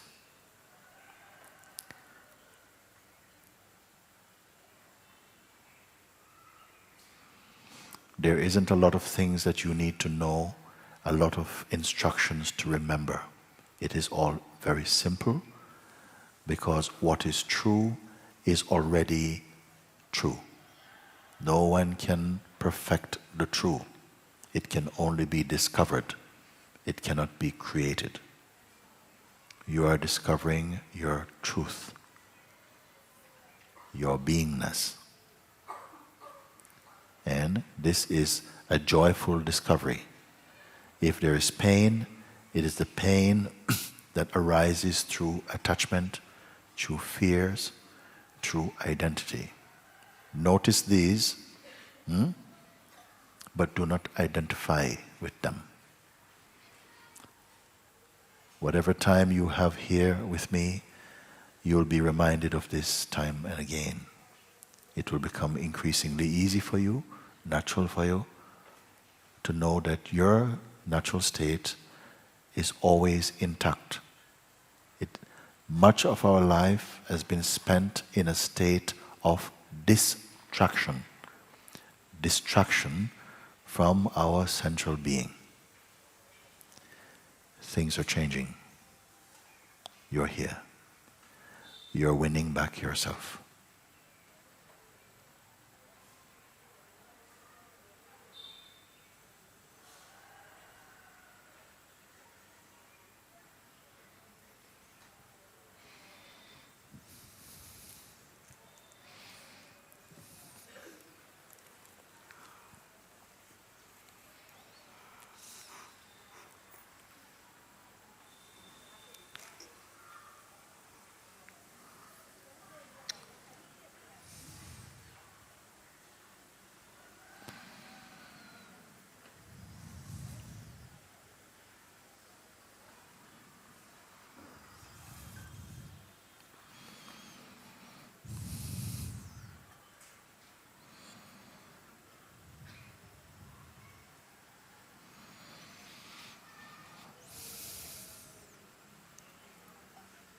You will do it.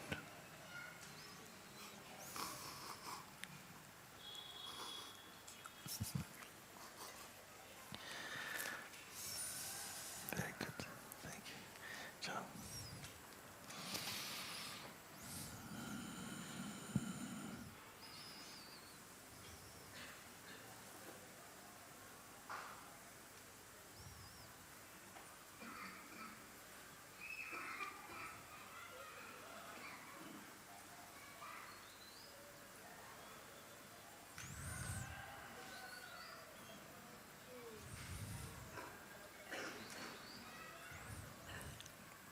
The self cannot leave you. It is complete nonsense to say such things. Awareness cannot leave you. Everything else will leave you. But awareness is what you are, cannot leave you. You see?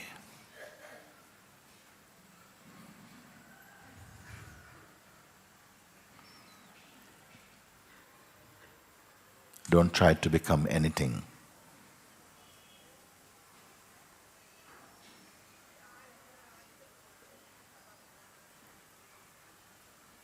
All that is required is already inside.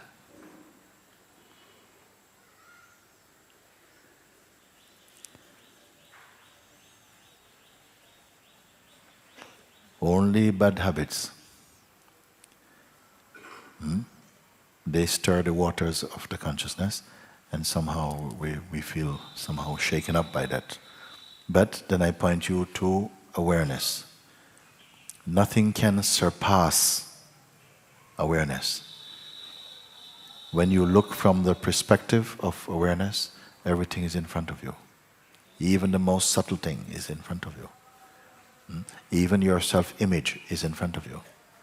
Past in front of you. Family in front of you. Life in front. Future in front. Nothing is behind you. From the place of awareness, there is no behind, even not even in front, is ultimately true.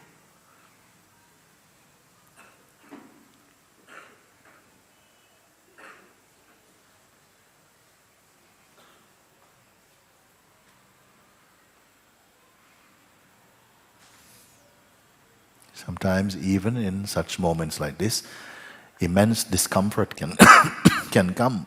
Immense discomfort can arise suddenly, and you can't identify what it is. It's nothing. Or it is something being burped up out of the consciousness. You don't have to go and care for that. Stay as the awareness itself.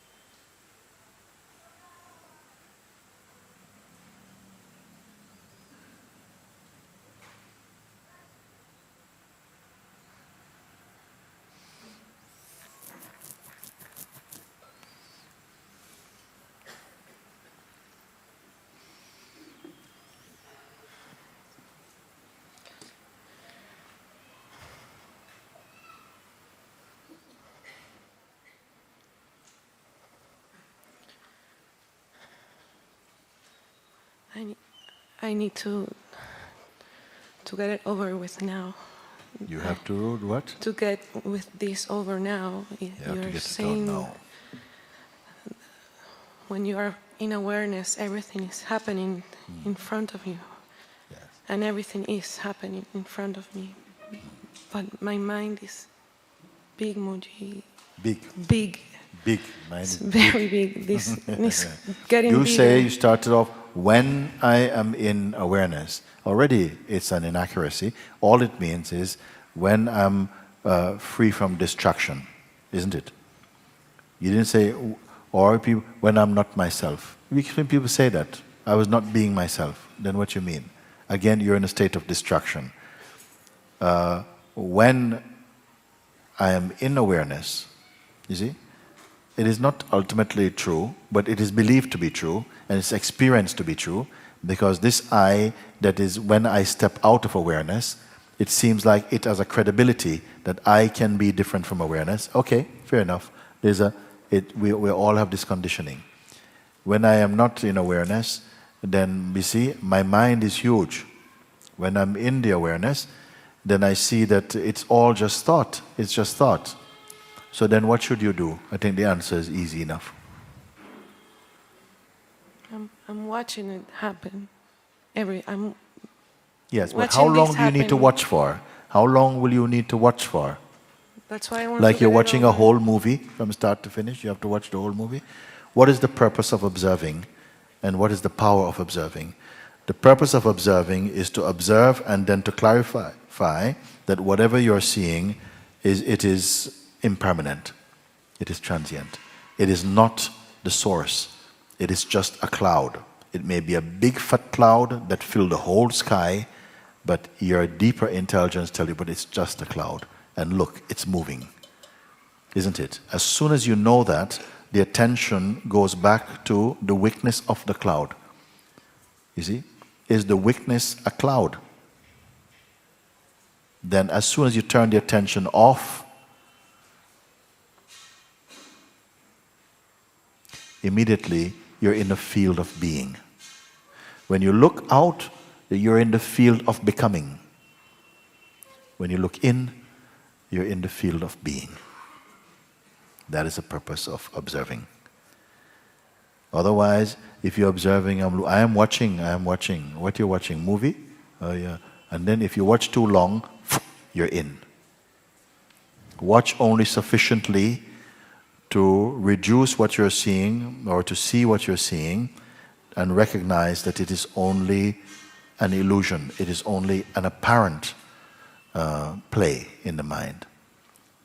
But and you must find what is seeing this, what is engaged with that. What is engaged with that? We are coming to a close. If you can just focus on the last few words I have to tell you now, we'll go nicely into whatever it is that's awaiting you. You look and you see now. You say your mind is big. The mind is big. And it's, oh, in what way is it big? It can only be big in personal matters.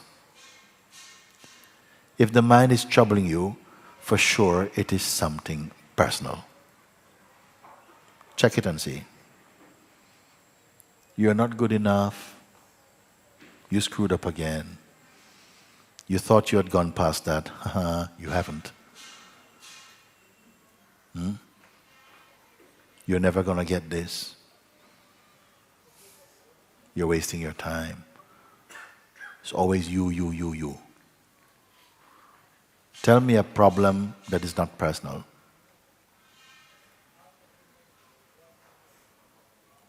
Then you say the mind is big. What makes the mind big? You. You. What makes the mind small? You. What makes the mind nothing? You.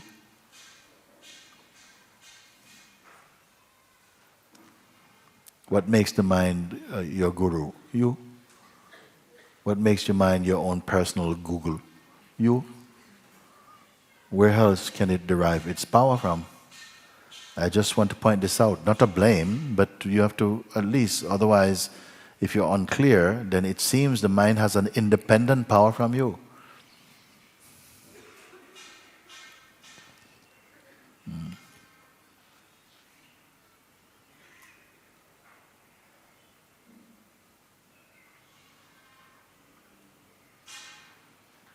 So you want to do something now. I always like this. What can we do now? Because everything is, what can I do later? No, what can we do now? Can we do anything? Can we look in any way? Can we gain any victory? Now? No. Well, now is too direct. Now is too immediate. We need time. No, I said, no, we don't need time. We don't need time. You've had enough time. What is it in you that does not need time? We are missing it, and if you miss it, you're going to go purchasing in the time market. Why are you such a coward towards your own self? Why do you need time to be you? This is all nonsense thoughts. You give a lot of time to mind, and mind feeds on time.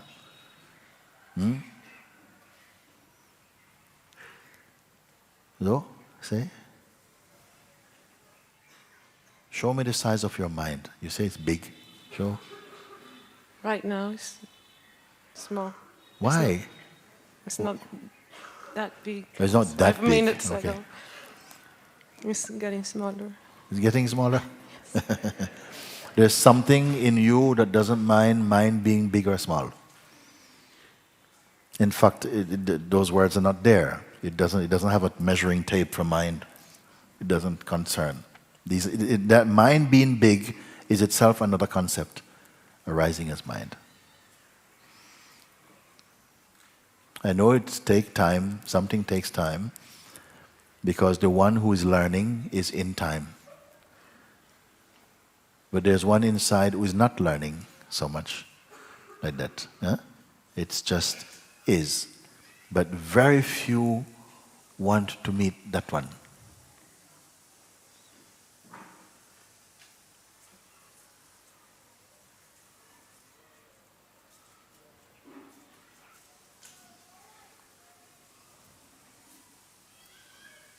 Some people, they were doing very good before Rishikesh. Oh, Mooji, I was doing so good. Oh, I'm surfing on the manifestation. Oh. I just came to take another darshan to top up a little bit. And then I come and whoa, oh my God, no. I said, what is this?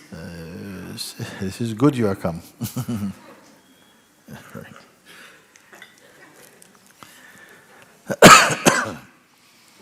It takes some maturity.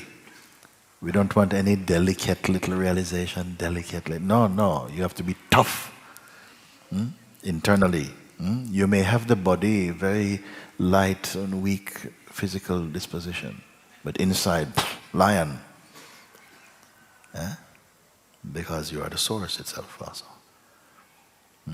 I'm not trying to create some be determined visualization. I'm only pointing you to something that you, your own energy will confirm or not. So now,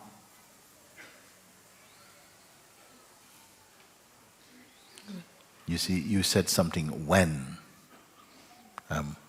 Again, in awareness. Why when? Who is saying when I am there?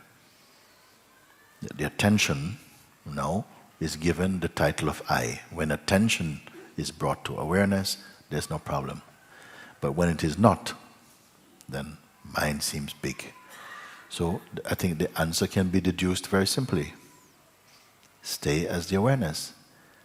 But I don't want to make it feel like, oh, this it's such a restriction to stay in the awareness. I've got things to do, I've got a life to live, I've got children, I can't stay in awareness all the time. I said, okay. It's not like that. What you love will not become work for you.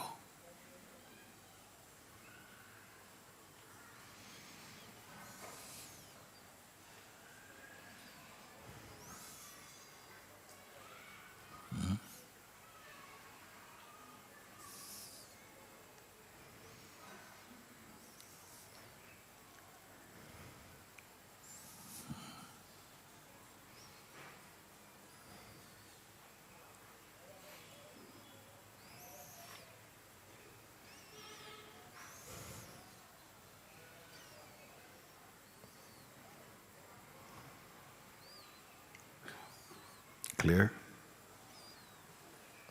Yes.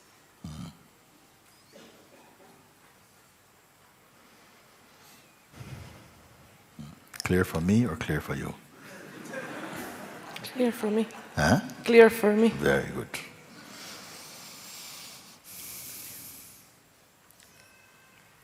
Thank you.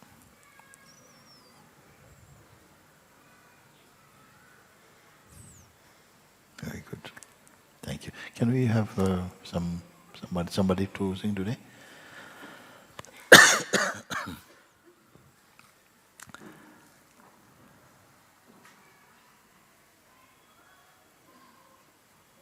I feel I've come to meet you. Not your story so much, but to meet you. Not with any paraphernalia, nothing, just to meet you. Not even to share, but to meet. To meet.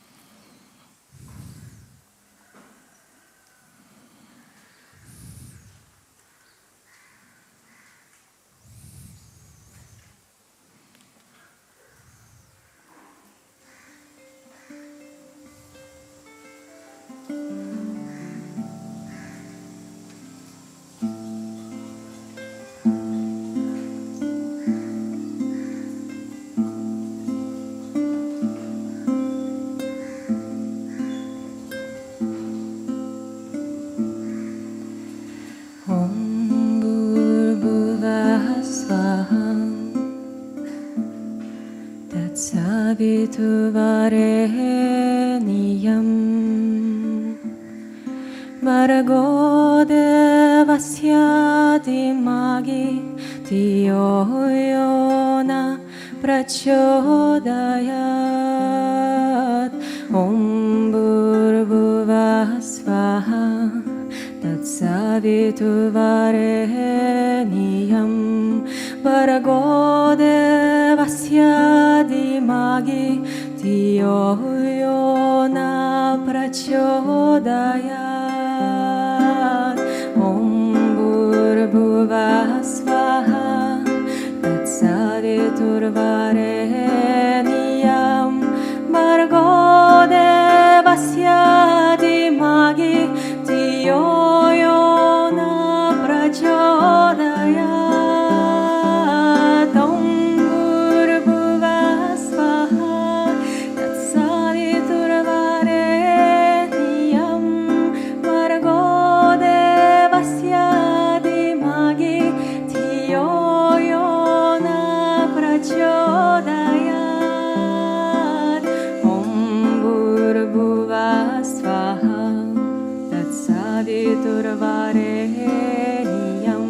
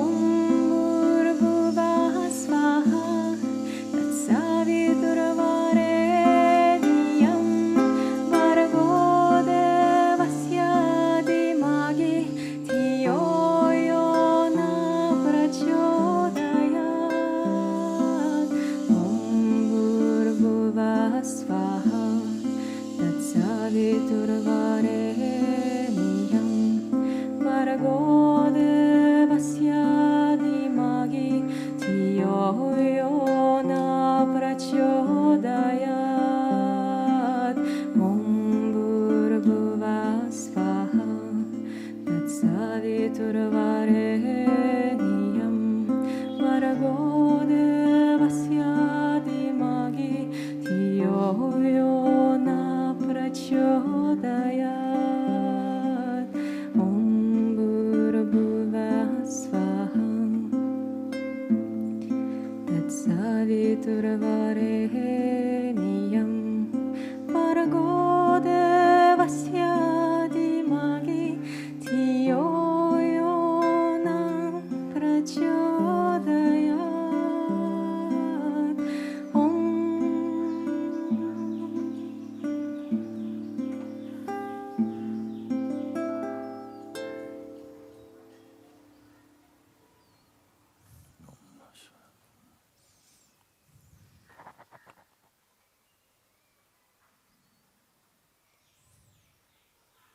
Thank you.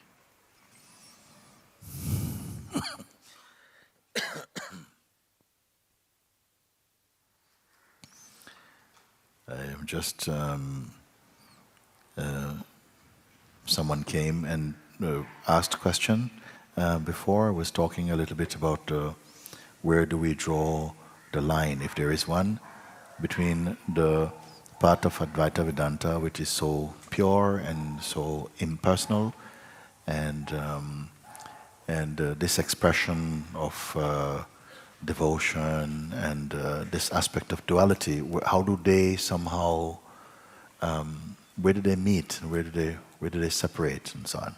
And now it came at the end of today's meeting, and I wanted to say something, that what I have found, that very often it is in the mind of the devotees, in fact, that I first began to recognize that something in them prepared the mind actually to assimilate Advaita.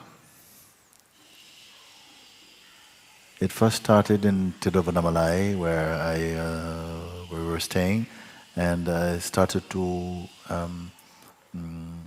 meet. There was a request from some devotees of a certain very traditional guru-disciple relationship there, and some of the devotees, they wanted to come and to say hello to me, and I said, oh, okay. I guess they were attracted to me because in their particular lineage or their way of expressing, they never touched the guru, they never touched the master, no? And many women devotees there also, and the very strict code of behavior and so on. And they could actually touch me, you see. So maybe that was a bit of an attraction, I don't know.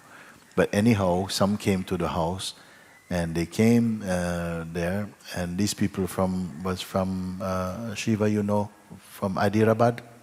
Where are they from, the devotees from when we were at the Nanagaru Ashram?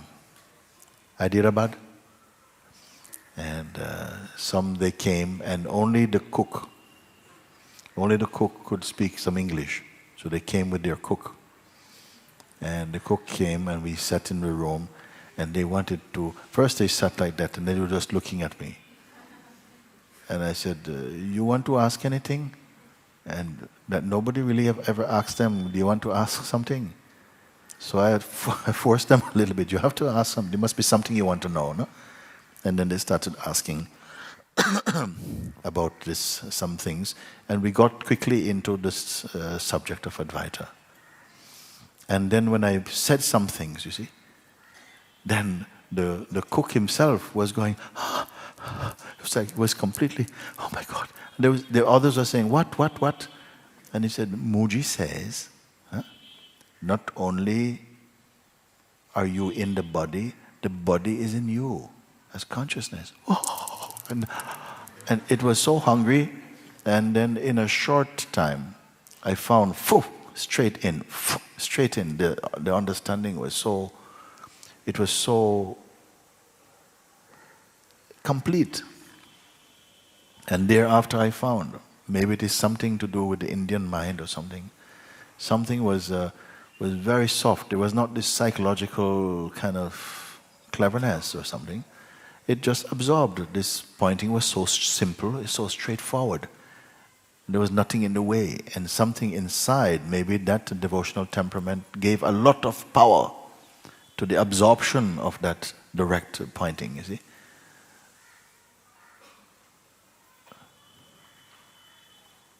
And then there are others who come and they have very much a strong philosophical temperament. And some told me from the beginning, look, I'm not the devotee kind, okay? I said, but we're not asking you to be. Just sit down, you know. And after a while they're there, and then I find after they start feeling some emotional stuff. So, whoa, I don't like this. Don't like. But after they go up and some cathartic reactions come, something felt very much at peace. And normally these two camps are not really meeting. You see? Not really meeting. Because they are perceived to be like different. I see no difference, in fact. There's a saying in one of the hadiths, I think it said, he who seeks himself finds God, and he who seeks God finds himself. And all these various expressions that are known as religions, they're all kind of one. We can learn something from everyone, and you see at the root there is one common truth, and one spirit is there. No? So don't close the door, at least.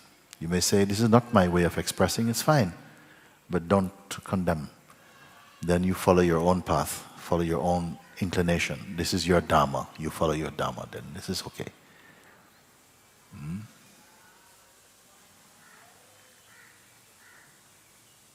So I'm very happy and very thankful for your questions and your sharing like that. Because through you, many other beings are listening to you and understanding what you're asking and maybe finding satisfaction for their doubts and things like that. So highly appreciated when people come forward like this. I like it. Even sometimes a bit spicy, it's okay.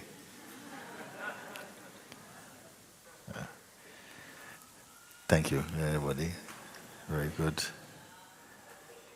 We're not mostly going to see each other for the next couple of days, and I would just like to emphasize again the things we talk about. Use some of this time and to somehow assimilate a little bit. Don't overthink, don't go too mental with it, but feel the presence of your own being should be becoming more and more alive, more strong, more at the center. That vibration will be felt. And it makes everything smooth, it makes everything flow. Like this. Get used to feeling and experiencing the state of emptiness. Whatever the mind may want to say about it, be more in the state of the emptiness. Don't force it, just allow. Grace, do it. And when you're in that state of more emptiness, that space of neutrality, your mind has a universal, a panoramic openness about it.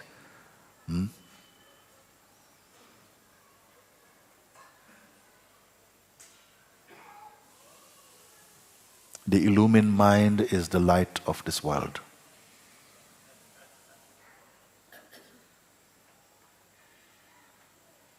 It is the true light of this world.